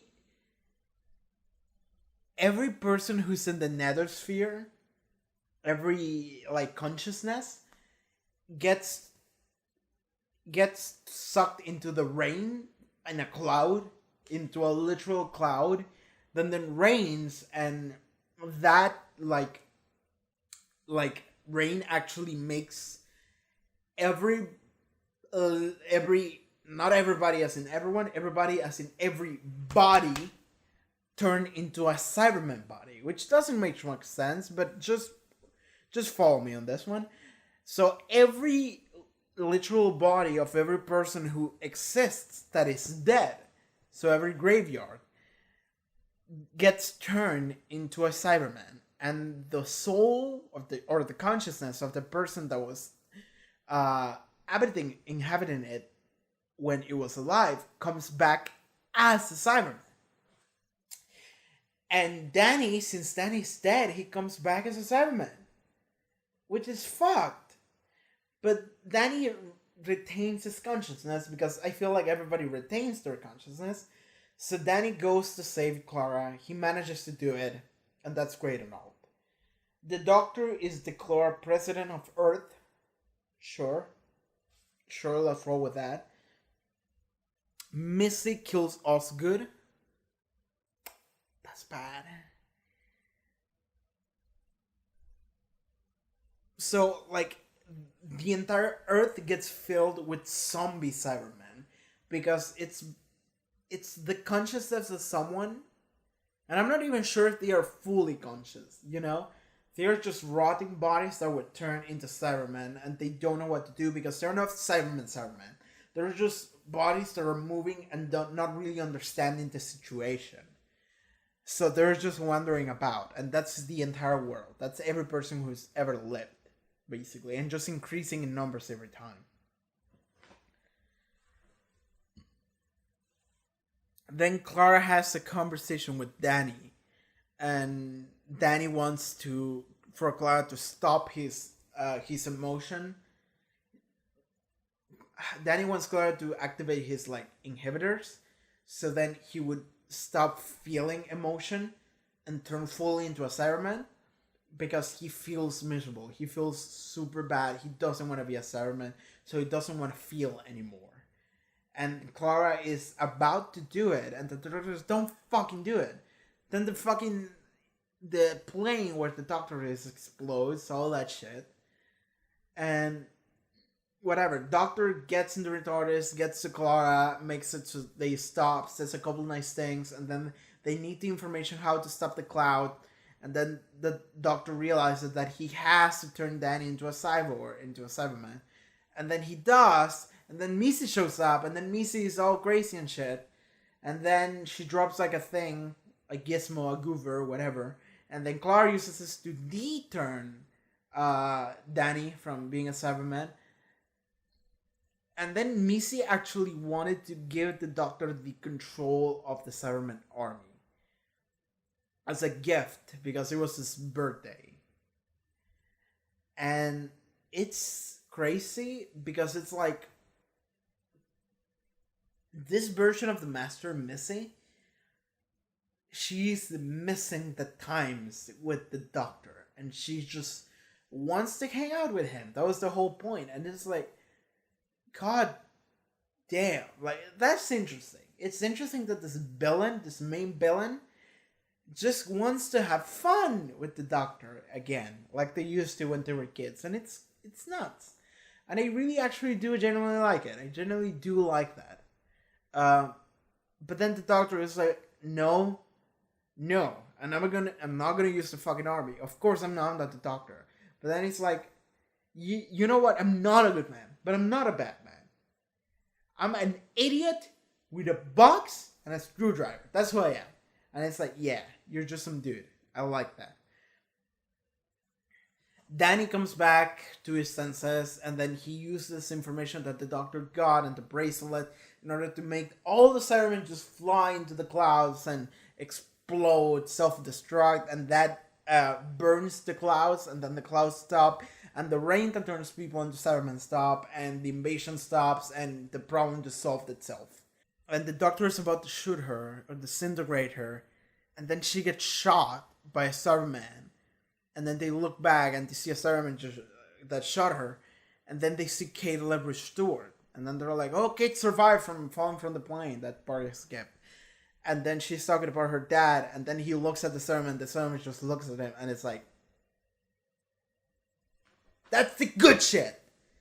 That's the good shit. So yeah, our boy, what the fuck am I saying? Brigadier Leverage Stewart. He came back. So our boy, Brigadier Leverage Stewart, he came back one final time after he died. After he legitimately died in real life, sadly. He came back for that one scene, and it's not even said. We don't see him, because of course we didn't see him, he's dead. Like, we didn't see him, he doesn't say anything, but we know it's him, you know, and it feels good. It feels like a proper send-off, you know. He gets to live our lives doing something, which is saving someone, you know? And I like that so very much. That's great. Because of course he was there. He came back, everybody came back. Everybody that was dead came back, so of course he would come back, you know? So that's that. And then I guess at the very ending, and I'm not sure if I actually talked about this in the reaction, but like Clara shows up, but like Danny uses the power left in whatever to be able to have one travel back into the realm of the living, and he doesn't send himself, he sends the kid that he killed. And Clara's destroyed by this. But it makes sense, because that's all Danny wanted to change in his life. That's the one thing Danny regretted the most. And he has the chance to just bring him back to life. And he did. Kudos to my boy Danny. He was a real one. And then we go to Clara and Doctor basically saying farewell to each other, because they're not going to travel anymore together. But the reason why they're not gonna travel together anymore is because the doctor wants Clara to have a nice life with Danny because he thinks Danny came back. And Clara wants the doctor to have a nice life doing his own thing because she thinks that the doctor found Gallifrey and then he can just go back to Gallifrey and live there. And they're both just gonna be happy on their own planets, living their own lives. But the reality is that Danny is dead. He's not coming back, and well, maybe he is. But Danny's dead. He's not here to live with Clara, and the doctor didn't find Gallifrey. They're both lying to each other because they just want to see the other one happy instead of actually being happy together because they think that the other one would be happier without them. And it's like, oh, if you had just talked, oh man. So that's the end of that. Man, editing this is gonna be a fucking nightmare. I might not edit it at all. I mean, I think it will, but it's gonna be a nightmare because like whenever I say something that so whenever I'm doing this, I'm repeat the same sentence over and over, and then I just put the take that sounded better the most into the final version of the review of the episode. But this is 2 hours long, man, and it's just talking. So this is gonna be difficult. This is gonna be really difficult to edit, and maybe I won't edit it at all. And if I do that, it's gonna be really bad because I just keep repeating the same shit over and over. So I'm sorry. I want to apologize in case that's the case. In case that I just repeat myself over and over in the final version. Apologies. I wished I had been better at this. But this is what we have to deal with. So that wraps up the entire season. I just summed up every episode. And by summed up, I mean I talked about every single episode this season for 2 hours. I need to stop raising my voice. It's very difficult on me already. But now we're going to do a quick ranking. So I have the rank already set. And if I change my mind, I'll say it. But right now, I don't think I will. So, here it is. I'm going to rank every episode in this season from the worst one to the best one. I feel like there would be less surprises doing it that way. But it's still like, let's start in the negative and work up to the positive. So we can end in a good note. So, the worst episode this season, in my opinion, again, all of this is subjective. And just based on how much I enjoyed them. Is the worst episode would be Into the Dalek. I think Into the Dalek is just the worst episode this season. It's a solid 5. Like, here's the thing, is that the worst piece of media is never the one that is a 1 or like a 10. You know, like, you know what's worse than a 1? A 5. Because a 1 is a train wreck, and it's enjoyable because it's a train wreck. But a 5 is boring. And I feel like, okay, so it's not the most boring episode, but it's just an episode that I didn't really like because it didn't really do anything for me.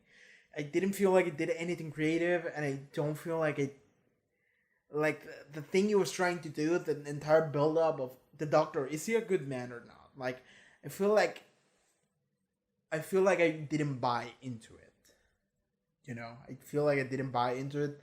Therefore, it lost the thing that it was trying to do. It might be my fault, but this is how I feel about it. I didn't think it was great. It didn't help that it was the second episode, man. Like, at least put it in the middle of the season, not right away. But that's it. Second to last, in 11th place, because these are 12 episodes, yeah, is In the Forest of the Night. I already said this, but In the Forest of the Night is the most boring episode. Like, if Into the Dalek was boring, but mostly I feel like Into the Dalek is like failing at doing what it's supposed to be doing. In Forest of the Night is just boring. I feel like it's not doing anything.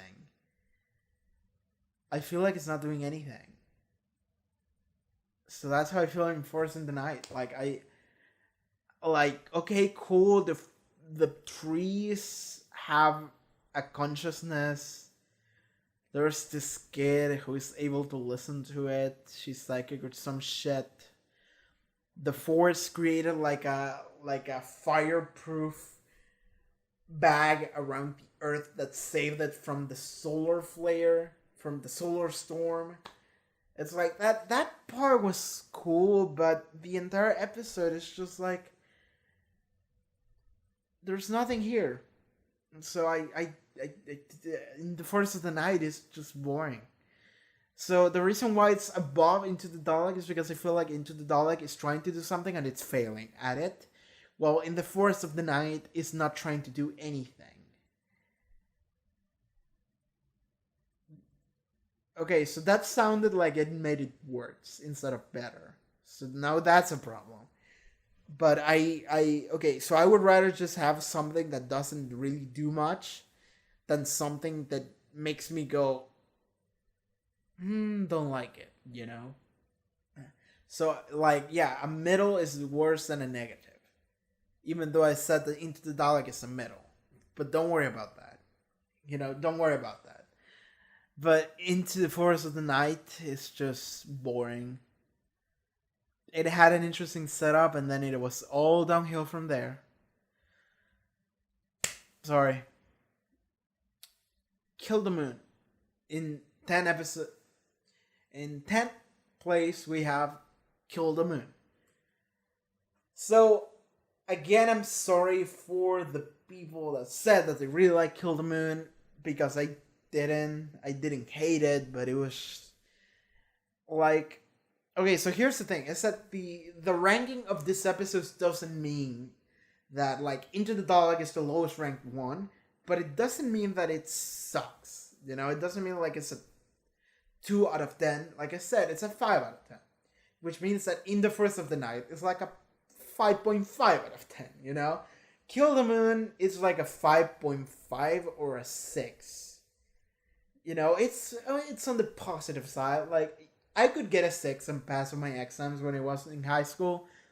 Like, Kill the Moon could have passed, but maybe it wouldn't have. It's like right there in the middle. I'm not sure where to stand on Kill the Moon, but I already explained just now why I feel that way about Kill the Moon. So that's that. That's how I feel about it, and that's that.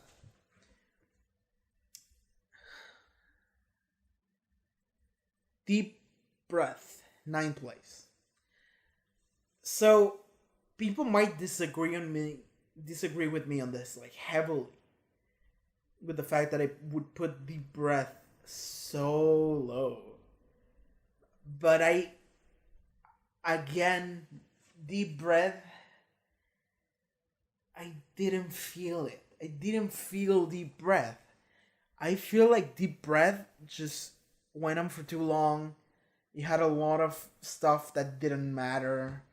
Clara was a little bit obnoxious. The villain, the plot was kind of whatever.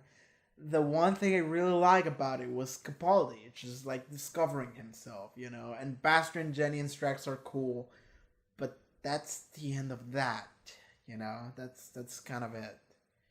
Like, Capaldi Clara interactions were fun, but that's it. And I guess the ending scene was really good. I really liked the ending scene with Matt Smith coming back for a second, but that's that. Like, Deep Breath is like a 6.5. 6.5, I'm sorry. So now we get to the line. So I actually did put a line in between the episodes that I would consider and the episodes that I would consider good. So those are the episodes. Into the Dalek, Force of the Night, Kill the Moon, and Deep Breath. And now we get into what I consider to be the good episodes. So let's begin with the lowest ranked one from the good ones. So next one would be in 8th place, Time Heist. I did say Time Heist was cool. It had a cool ideas going on, and it did have a really nice time loop with a regretful villain, which was also the quest giver. That's something I really like. I really like having Sai and Sabria just hanging out. They were cool. And that's that. Like, I feel like there's not a lot to Time Heist, but what it did it very good. And I just enjoyed it. I just had a good time watching it. Time Heist is just good Doctor Who times. Yeah. I would give it a 7. Mummy on the Orient Express. Next one is in 7th place. So, Mummy.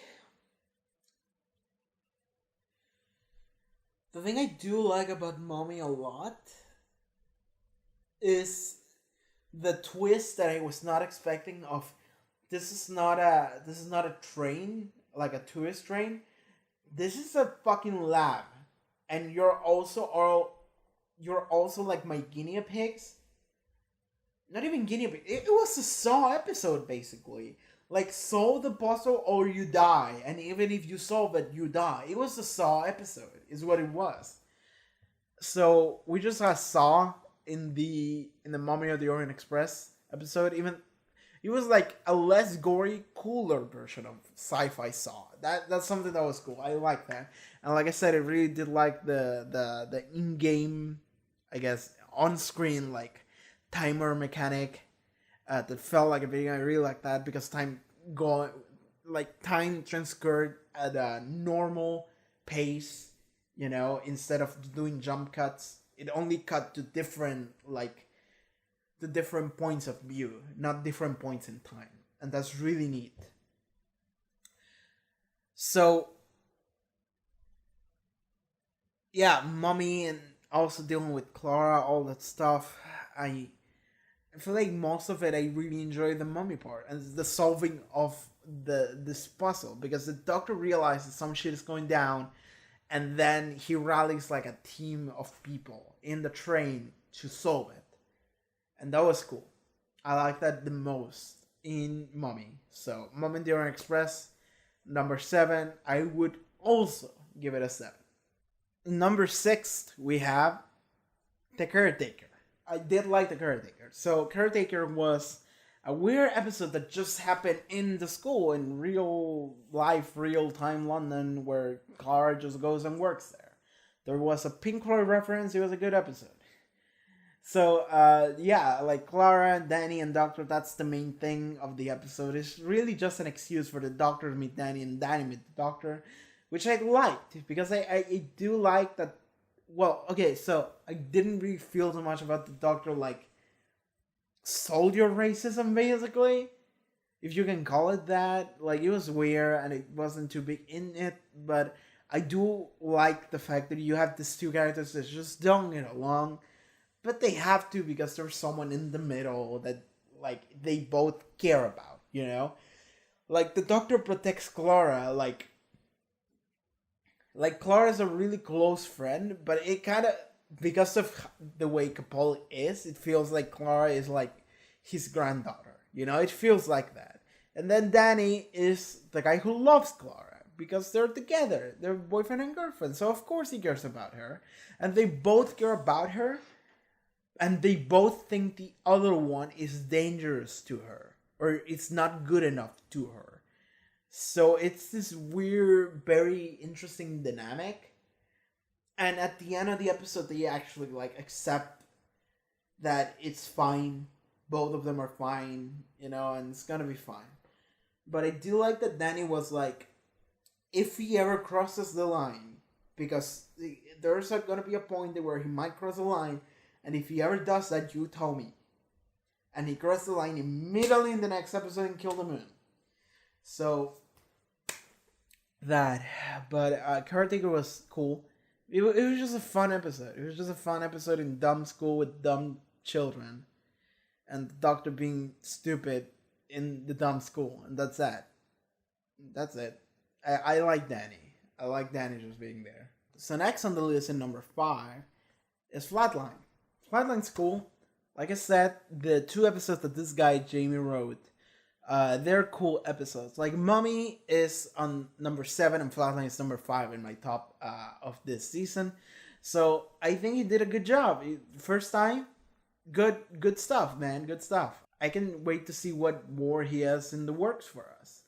But Flatline was cool because it introduced this weird two-dimensional creatures, and they did some freaky shit with that idea, in the sense of like putting like a nervous system on the wall, and this guy that is 2D, but you don't realize until you look at it from a different angle, you know. So it was really nice, as well as who could survive and Clara being the doctor. That was really good. That was all great.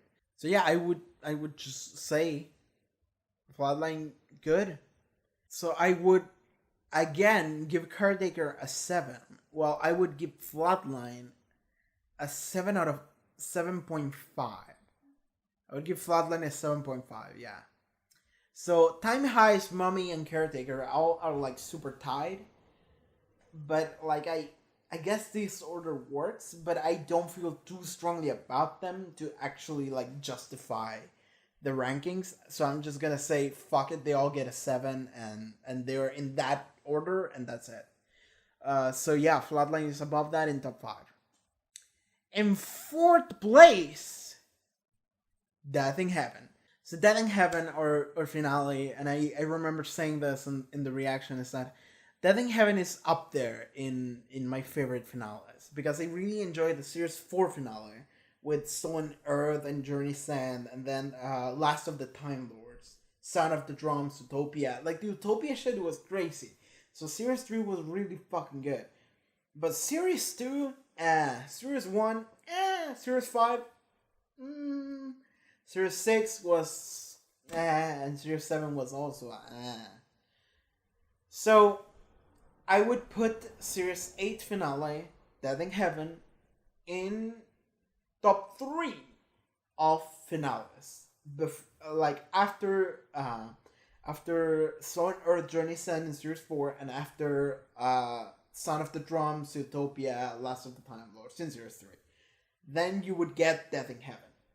So Death in Heaven, cool. I like that. It was just some cool, dumb Doctor Who bullshit. Because like they raised the stakes in a fucked up way, and I was like, that's always what they're gonna do. But I'm like, you know what? Yeah, that's fine. Fuck it, let's go. And I'm glad it wasn't Daleks, but it was Cybermen. But it's fine. Like I feel like we need more Cybermen. Well, not now. We just got Cybermen, but Cybermen are cool. You know, I feel like we overuse Daleks more than we overuse Cybermen, and Cybermen are cool. So that's nice. I enjoy a lot the Missy thing. You know, the whole thing. Danny being back as a Cyberman and having to deal with that. And the Brigadier, dude, the Brigadier is the part that fucked me, man. That was so good. Oh, that was so good. The Brigadier thing was so good. It was fantastic. So yes, like Death in Heaven has a ton of cool shit in it. Like looking back to it, I feel like not a lot happened in the episode itself. Like, I feel like most of it happened in the episode before that, which is Darkwater. That set up a couple things. But Death in Heaven, I feel like it's just like, we're in a plane and we're talking and shit is going down. And then shit went down. And then we solved it. And then we get like a couple aftermath scenes when we see what happens to Danny and the kid and the doctor and Clara and what would happen in the next season, basically. But yeah, I feel like it's a lot of talking and sure, but ultimately it does so much cool shit that I'm like, you know what? Yeah, sure. Yeah, sure. It's fourth. It's fourth. I love it. I love it so much. So it's fourth in terms of best episodes this season. So yeah, I really like Death in Heaven. Fantastic episode. Fantastic episode. In number 3, we got to the top 3. In number 3, we have Motherfucking Robot of Sherwood. Robert Sherwood is fucking great. I already said it. I already explained why I love that episode so fucking much. And it's just... And it's... The thing about that episode is that it's not a crazy episode. And that's the mind-blowing thing to me, is that maybe I'm just the one that's crazy. But I love Robert Sherwood because of these like little things that it does, and it's like how normal it is. This is a classic Doctor Who episode for me. And like this is how Doctor Who should be every episode, I feel like. Not literally, because that would get boring real quick. But this kind of episode is what I think of when I think of Doctor Who, and that is exactly what I needed to get me going to watch the rest of the season, you know? So I love Rhoda Sherwood, I really, really do, and it's like the entire Doctor dynamic with Robin Hood, how they're just complaining about each other, and like Peter Capaldi just hit, every line was hitting. It was fantastic. I loved it. I love it so much. It was very silly. It was a great episode. It was fun. Yeah, I just really like Rhoda Sherwood, man. Like that entire like end sequence when the Doctor and Robin talking about how they're both stories or they're both gonna be stories, and then just as real as you are. Like that's the line that I'm like, yeah. That's good. That's the good shit. Robert Sherwood, number 3. Yeah, Robert Sherwood is fantastic. Number 2 is Dark Water. So number 2 is the first half of the series finale, Dark Water. So Death in Heaven actually places lower than Dark Water, and it's because I said that I think Death in Heaven really, there's not a lot happening in Death in Heaven. Like there's not a lot of surprises. It's just like we're in a plane and shit is happening. Okay. And then the Danny thing, and that's that, really. You know, and then there's some cool stuff like Brigadier shows up, and then the end, what happens with Clara and Danny and the Doctor and all that, you know. Like, but ultimately I feel like not a lot happens in the finale itself, because all of it happens in Dark Water. Dark Water is the episode that is like, bam, Cyberman, bam, the Master, bam, people are alive after they dead. Just like Danny died, bam, bam, bam, bam, everything, all over the place. Again, Dark Water is fantastic because it's like, boom, Danny dies. It's like, oh shit, Clara does the heel turn. She throws all the shit into the volcano. Oh fuck, it was a dream, never mind that, but the Doctor himself wanted to do it. We're gonna find Danny, go to the Institute. People are alive after they got killed. Really? Faith Knight was right? No, that was the opposite. Never mind that meme. Old ass meme. Then it's like, oh, people are alive. Danny's alive. Clara's talking to Danny after they die. Oh, Missy. Oh, fuck, she's the Master. Cyberman. It's all of it. Oh, that entire episode is just, yo. I love Dark Water because like it places higher than Death in Heaven, because well, Death in Heaven is the resolution to Dark Water. Dark Water is the episode that just goes crazy. It is the episode that just goes crazy, and I can equate it to like, I actually feel like most two-parters finales, the first half is better than the second one. Like, I think that's actually the case.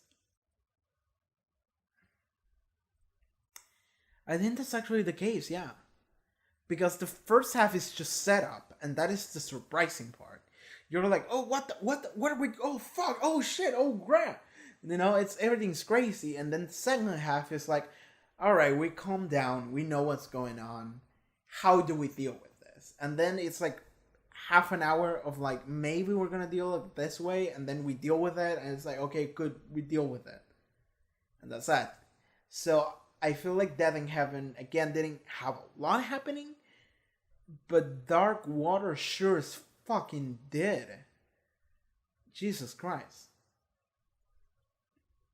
So I would rank Dark Water. Okay, so I forgot to rank this episode. Okay, give me a sec. So I would rank Flatline as 7.5. I would rank Death in Heaven an 8. I would rank Death in Heaven an 8.5.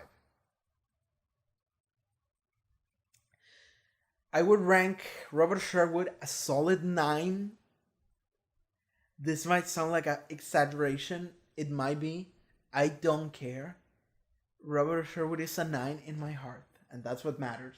Because this is my ranking. This is subjective. I love Robert Sherwood. It's a 9. I would rank Dark Water.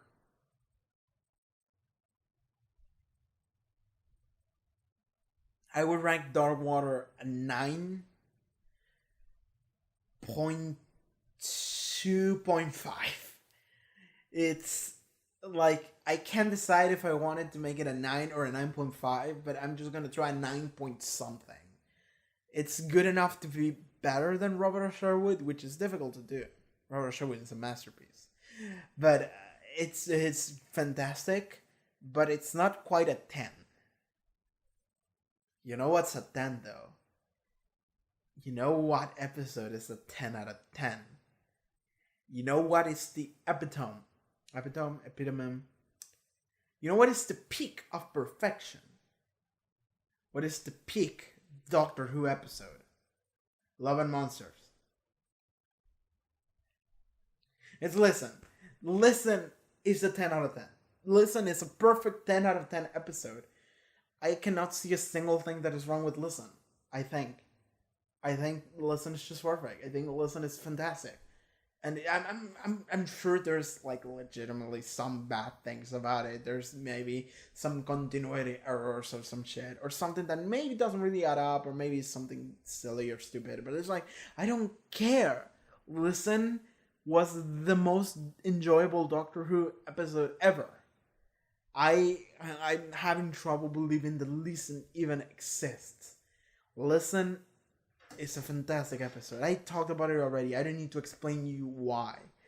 But every time I think of Listen, I'm like, man, I want to go watch that episode again. And I did. I watched it with Blindwave recently. Shout out to Blindwave. But I love Listen. It's a great episode. I oh my god, Listen is fucking perfect. It's fantastic. So Listen is number 1 in the top 10. 12 rankings. So the way the ranking would go from top to bottom would be: first, Listen; second, Dark Water; third, Robert Sherwood; fourth, Death in Heaven; 5, Flatline; 6, Caretaker;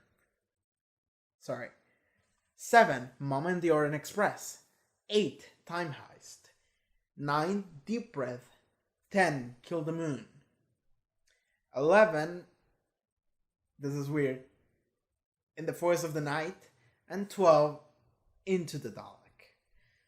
So I would create a hard divide line between Time Heist and Deep Breath. So between top 8 and top 9. So yes. Into the Dalek, nah. Voice of the Night was boring. Kill the Moon was, Deep Breath was, I explained my problems with it. And then everything else is a solid thumbs up from me.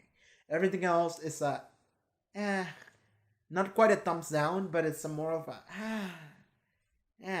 there are better episodes. But when we get to Time Heist and onwards, is a solid thumbs up to everything. So those are the rankings. That's what I think about every single Doctor Who episode of this season, Series 8. I've been talking about 2 hours and a half about Doctor Who, and I'm surprised that both the recording in video and the recording in audio is still going, because I've been talking a lot. I also want to apologize if I never looked at the camera, because I feel like I'm just looking at the words and at the audio recording, and I'm also the kind of person that never looks at people in the face when they talk to them. Like, I'm always like, yo, I'm looking everywhere but at them. So you would think that it would be easier with a camera. It's not. I'm getting just sidetracked all over, so I'm sorry about that. There are a couple of topics that I wanted to talk about after doing the rankings, but dude, I've been talking to 2.5 hours, and my voice is destroyed. I've been talking nonstop since last night. I even wanted to stream something on Twitch because I have the free time, but my voice is just destroyed. So I don't know if I'm going to be able to do that, but I'm going to power through a couple of topics. And I feel like the most important topic, sorry, my glasses are like a little bit tinted. Maybe it was just my eye. But the first topic I feel we need to talk about 100% is how do I feel about Peter Capaldi as the Doctor now that we are one season in?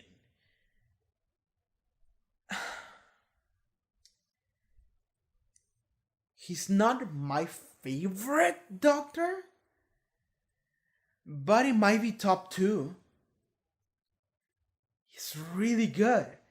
And I've only seen a third of him because we still have two more seasons to go, right? Like 9 and 10. So I'm very excited to see Capaldi in the future. Because I feel like a lot of the things that dragged Capaldi down this season were the whole like, am I a good man? Am I a good person? He was very edgy, he was very moody. It was like he was trying to tell everyone that he was bad and evil, and everybody was also telling that. But in the end, he's like, no, fuck, I'm just some dude.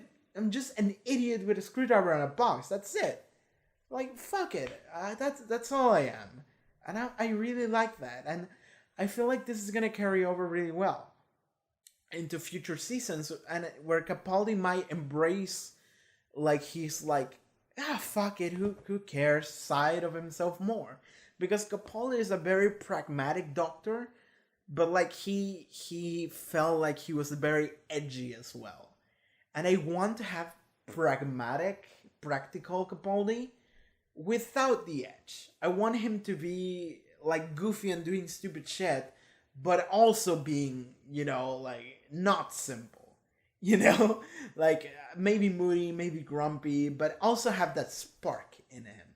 I want to see that, and I feel like that's where we're going after this season, and I'm very excited for that, and that actually might push Capaldi into top one for me. It hasn't yet, but it might. Capaldi is a really good Doctor. I really love him. I really love this portrayal of the Doctor, and I really like what Capaldi as an actor is doing. Capaldi is really good. He's nailing all of this. It's fantastic. I loved it so much. 12th Doctor is just one of the best for me, I have to say. And I'm not even done with them. I'm not even halfway through with him. Man, I'm excited, but then I'm gonna be sad when he's gone, but I guess that's just part of the course, isn't it? So, yeah. That's how I feel about Capaldi. I love him. And I like it was difficult because it felt like he wasn't doing it for me in episodes 1 and 2, but when we got to Robert Sherwood and Listen and everything afterwards, Capaldi was just nailing every line. It was perfect. And I'm not saying that his delivery was bad. I'm saying that, like, it didn't feel like the character was interesting until that point. Until episode 3 onwards, everything was great. And I'm just in love with Capaldi at this point. I want him to keep being grumpy. I want him to keep disliking things and just completely just shitting on people for no reason. But, like, he's not serious about it. It's fun. It's very fun. And I want him to be like that, but a little bit goofier, maybe. Just, like, less edgy. Like, that's what I want. Not necessarily more goofy, but less edgy, please. And when we get to that point, I'll be really happy. Oh my god, my neck hurts. Oh my god, I'm doing...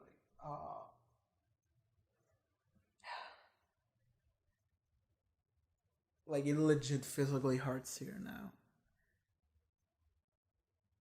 Oh my god. I'm gonna keep going. Danny and Clara. Danny is a fantastic character that was introduced this season.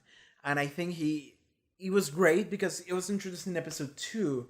And he was there basically every episode with, I think, the exception of Robert Sherwood. He was in Listen, he was in Time Heist. He wasn't in Time Heist, but Clara was gonna go on a date with him in Time Heist. He was in Caretaker, he was in Kill the Moon, he was in Mummy, he was in Flatline, he was in Force of the Night, and he was in Dark Water, and of course he was in Dead in Heaven. So, yes, Danny was in the majority of the episodes, with the exception of 3, including the first one before he was introduced. Danny was just there, and he was a really cool character because, like, he's not a wimp, but he's a troubled man. But he will fight, you know, like, he will fight for what's right. He will fight for what he believes in. He will fuck.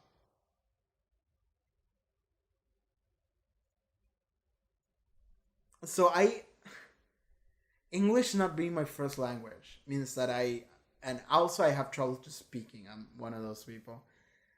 So, like, saying words wrong is just a thing that I do, and you'll just have to deal with it. But that one was good. That was an amazing Freudian slip. That was a great slip of the tongue. So yeah, Danny will just fuck for what he believes is right. Then Danny is great because he will protect Clara. He will Mamoru the fuck out of Clara. It's great. So I love that about Danny. He's a protector, but he's also trouble. You know, like we see at the very beginning, Danny. I don't know if he has PTSD, but he might as well. Like, at this point, he's very traumatized about shooting that child. That now we know it's a child. And, like, Danny's troubled. He has regrets. But he's also, like, he's not just going to paralyze and not do anything. He's going to help. He's going to do what he believes is right to help. He's going to do what he believes is going to make it so he can save people. Like, Danny is a legitimately good person. And it's a good character. It's a troubled character. It's just a good, solid character. It feels like a good character, and he is. So I welcome Danny as a character that is established here, and it's just an important character for the entire season. And I'm not sure if he's going to come back, because he might, because of Orson Pink. But if they decide to just say, don't worry about it, don't just fucking drop that whole shit, then maybe he won't come back. And I just want to say that Danny was great. I really like Danny. I really like his relationship with Clara. Like, now that we are done with the Clara Doctor thing after Series 7, after Matt Smith, we need to make Clara, like, have someone for her. And I guess we presented Danny. And Danny, I feel like it's a great character. I feel like Danny is a great character. And I also feel like Clara has developed amazingly. Because, like,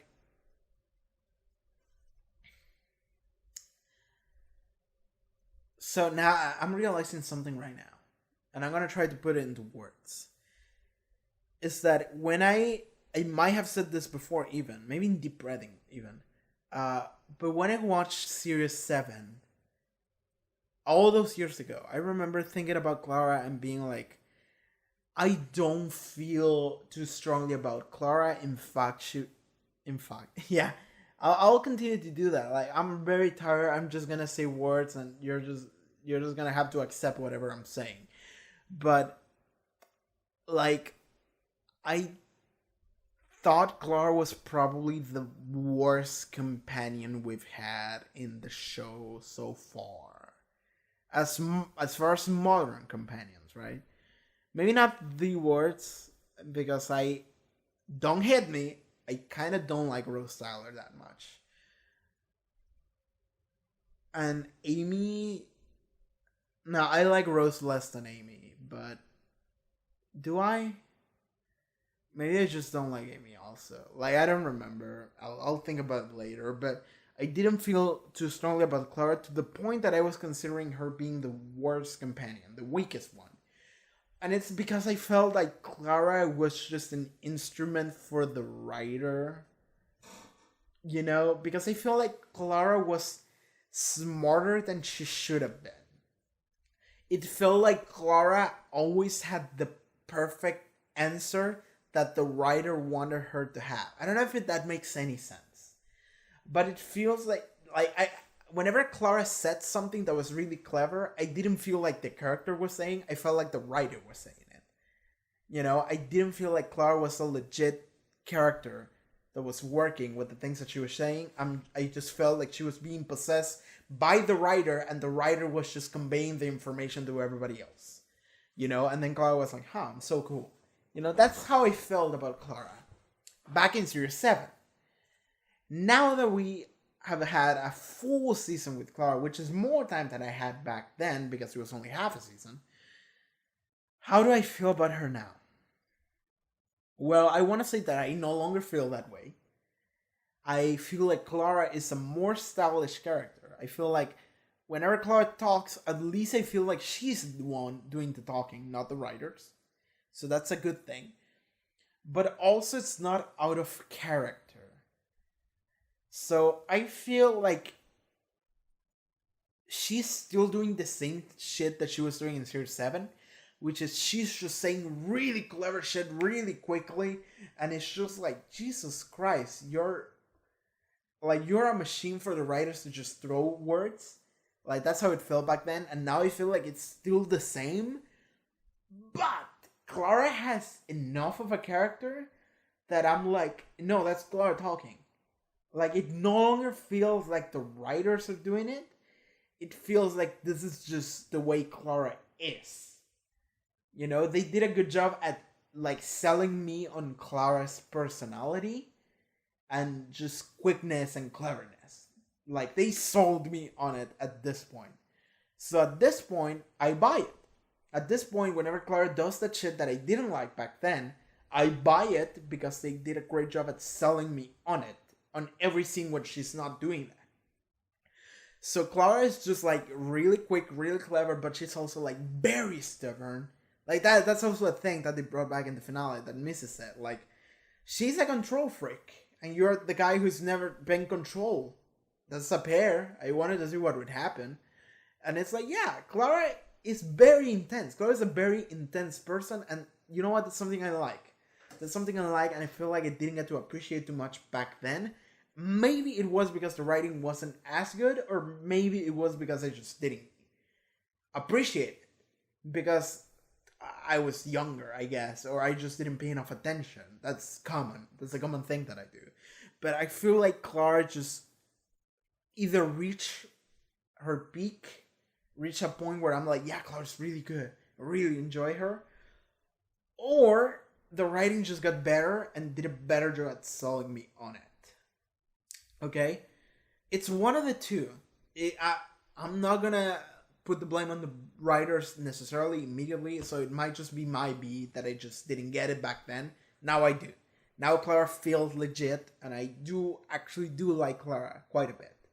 So Clara's great, and Jenna Coleman's portrayal has been fantastic. She has had some scenes that she needed to deliver amazingly, and she's done a great job at it. Like that Kill the Moon scene confronting the Doctor was good.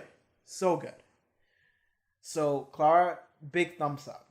I wrote down Gallifrey. So I just want to mention real quick that I don't think I ever mentioned it during the entire season, but I thought about it. And it's the fact that we saved Gallifrey, we knew that, but also we didn't do anything about it. Like, the entire season, we never even once mentioned Gallifrey and going out to find it. When at the ending of Day of the Doctor, like, that's what it felt like. That's what we're gonna do in the next season. It would be like, oh, we need to go looking for Gallifrey. That's what it felt like, what we're gonna be doing. But then we didn't. And then at the end, like, they teased us a little bit with Missy, but she was lying. So never mind that. But yeah, like, I want to see Gallifrey next season. I just straight up want to see Gallifrey. I want us to go back to the days where Gallifrey just wasn't a mythical, like, tale that happened at one point. I want Gallifrey to be a legit place we go to sometimes. Like in classic Doctor Who, man. I want to see all those stupid looking people with the silly hats. I mean, they're not going to be as silly now that we're in 2019. But yes, they were looking really silly back then. But I just want to see them again. I just want to see Time Lords again. I want to have that whole thing just solved already. So I want to go to Gallifrey and I want it to be saved. And I just want that back. I just want the planet back, man. That's what I want. And I'm just surprised we didn't go there this season. But Sure. Production quality just went way up. It just went way up, just for sure. I didn't even notice at first because I started with the season, but going back and watched a couple of the previous episodes, I'm like, yo, this shit, just, this is great. Serious A is just great. I love it. I love it so much. Love it so much. Writing, I mean, I'm not the kind of person who analyzes like writing like too much. I feel like I don't have the attention span to do it. But I have been having a blast with this, and I just felt like it was very clever. And I didn't feel that way about Series 7 or 6. 5, a little bit. Yeah, 5 was okay. But 6 and 7, I'm like, I didn't feel it. 8, 8 was okay. I did like 8. I did like 8 a lot. I was also expecting to see way more unit than we did. We only saw unit at the very end in the final episode in Death in Heaven. Not even in Dark Water. It was Death in Heaven. They showed up then, and that was that. Like, I was expecting to see more of them after Day of the Doctor, but again, it's a thing that we just kind of, it happened, and then we just moved on, and we just had a full season of Doctor, Clara, and Danny, and weird time shenanigans, and that was that. So yeah, it feels like this season was just a bunch of really good episodes, but we didn't really have a substance to it. We weren't really doing anything. And it's not that we need to do something, because Doctor Who necessarily never, like, we never really go into like a full mission that we need to do something. But at this point we should, because that's kind of the thing with the Gallifrey thing, right? So yeah, we should have been doing that. So that's a weird thing. It's a weird thing. Missy is a great master. I really like Missy. I really love how crazy Missy is. The actress who played Missy, I'm sorry I don't know her name. I'm gonna Google it up real quick with my Library of Alexandria in my hand.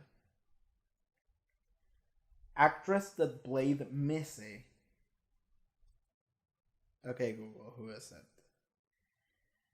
It's Michelle Gomez. Michelle Gomez, she's cool. She did an amazing job. She's fantastic. So Michelle Gomez, kudos to you. I don't know where she's from. Gomez is definitely a Spanish name. She might be Mexican or of some other place in Latin America. Maybe she's Scottish. Okay, fuck me.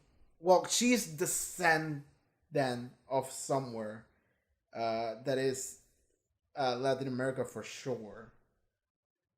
I guess it could be Spain, right? So now I'm just looking up facts about this actress. She was born to Tony and May Gomez. Father is from Montserrat and Portuguese descent. Okay, so I'm just crazy. It's not Latin American. I'm just crazy. I didn't know Portuguese people had Gomez as a surname, but I guess that's it. Like, I think of Portuguese people and I think of Brazil people because Brazil is like right next door basically. So I think of Brazilian, and Gomez is not a Brazilian last name that I know of, but it might be. I might just be really ignorant, so I'm sorry about that. All right, so she did really good. Michelle Gomez, amazing portrayal of the Master Missy. I hope she's not dead, and by I hope she's not dead, I mean I know she's not dead. Well, this version of the Master might be dead. Missy might be dead, which sucks. But the Master's gonna come back. The Master always comes back. Like, it's one of those enemies that we're always gonna have, like the Daleks, like the Cybermen. The Master's gonna come back in some way or form. But I hope it's Missy because I want to see more of Missy. I do legitimately want to see more of Missy. So I hope we have that. I think we're done. I think we're done with the super mega ultra talk of series 8 of Doctor Who. Jesus, tap dancing fucking H Christ. Dude, I'm looking at the timer right there. I've been talking about this shit for like 3 hours now almost. 2 hours and 42 minutes. 52 minutes, sorry. I'm blind now. I can't even see, I can't even speak. Uh but yes, I this should be airing either after the final episode or alongside it. It should be airing after. Like, let's be honest, it should be airing after. Maybe a day after or a week after. I don't know. I'll figure that out later. But yeah, I'm gonna be watching the Christmas special some other time. I can't do it right now. I'm way too fucked up. So I'm sorry, I won't be doing that tonight. So I'll see whenever I can do that. Maybe that episode will air before this even. I don't think it will, but maybe. So I'm really tired because I this was 3 hours, earlier was another 2 hours, and then last night was an extra like 4 hours of just talking nonstop. And I'm purposely trying to like elevate my voice so you can hear me properly to the shitty microphone, and that's really bad. I'm sorry. I'm not trying to sound like I'm victimizing myself in order for you to pity me or something. You know, like I'm a piece of shit. I'm super non-committal. I take like 2 months to release some videos sometimes. So don't worry about it. You don't need to feel pity for me. I'll be fine after I sleep tonight. But I just want to get this done because on a very limited time frame to record. I won't be able to record tomorrow or after that for I don't know how long. So I just want to get all of this out of the way so then I can maybe edit it and release it. So that's it. This is the end of this saga of Doctor Who that I just recorded in like a full day. So that was the finale, 2 episodes of Dark Water, Dead in Heaven, and in the Force of the Night. I'm looking at the names now because I was trying to remember them, but no. And then this entire talk. So I hope that this entire talk was worth it. Like, even, like, so I know that people do enjoy reactions way more than they would enjoy this. This is basically just a Doctor Who podcast for 3 hours, which it's just me talking. Really, there's no one to talk to. Who knows? Maybe if I have a decent internet connection, which I've been trying to get, like a decent ISP, because the one I have right now sucks. But if I have that when I finish Series Night, I might do like a live stream of it, you know? So maybe if someone tunes in, maybe you can shoot up some questions. I know that Alex from 7 Hour Films does that. I was in his end of Russell T Davies era live stream, and it was cool. It was cool. But yeah, maybe I'll do that. I don't know. I can't promise you anything. But that's it. That's it for this entire season. This 3 hour just monster fuck of a podcast almost is a good way of finishing it.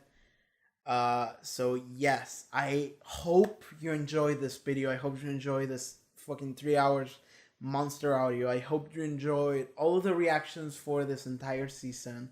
Even if you enjoy one of them, like, that's fine. Like, if you're just here on occasion but you're still listening, I appreciate that a lot. You know, even giving me like 1 minute of your time. That's fantastic for me. And I'm just happy. Even if you give me like 1 minute of your time, like, that's fantastic for me. And I'm just happy that you're here, spending your valuable time, which is finite, by the way, to just listen to me ramble about some dumb, stupid sci-fi Doctor Who shit. But ultimately, like, we're all fans of this. We all have fun with this, and I guess that's the reason why we're all here, right? So yeah, again, if you want to talk about me about something specific about the season, if you want to ask me something, you can shoot a comment, and I'll usually reply to it. So that's that, and just thank you for being here. Thank you for watching the reactions. Thank you for listening to this, and I'll see you next time in the Christmas episode. I think it was called Last Christmas. You guys will meet Santa. So thank you so much for watching, and I'll see you guys later. Take care.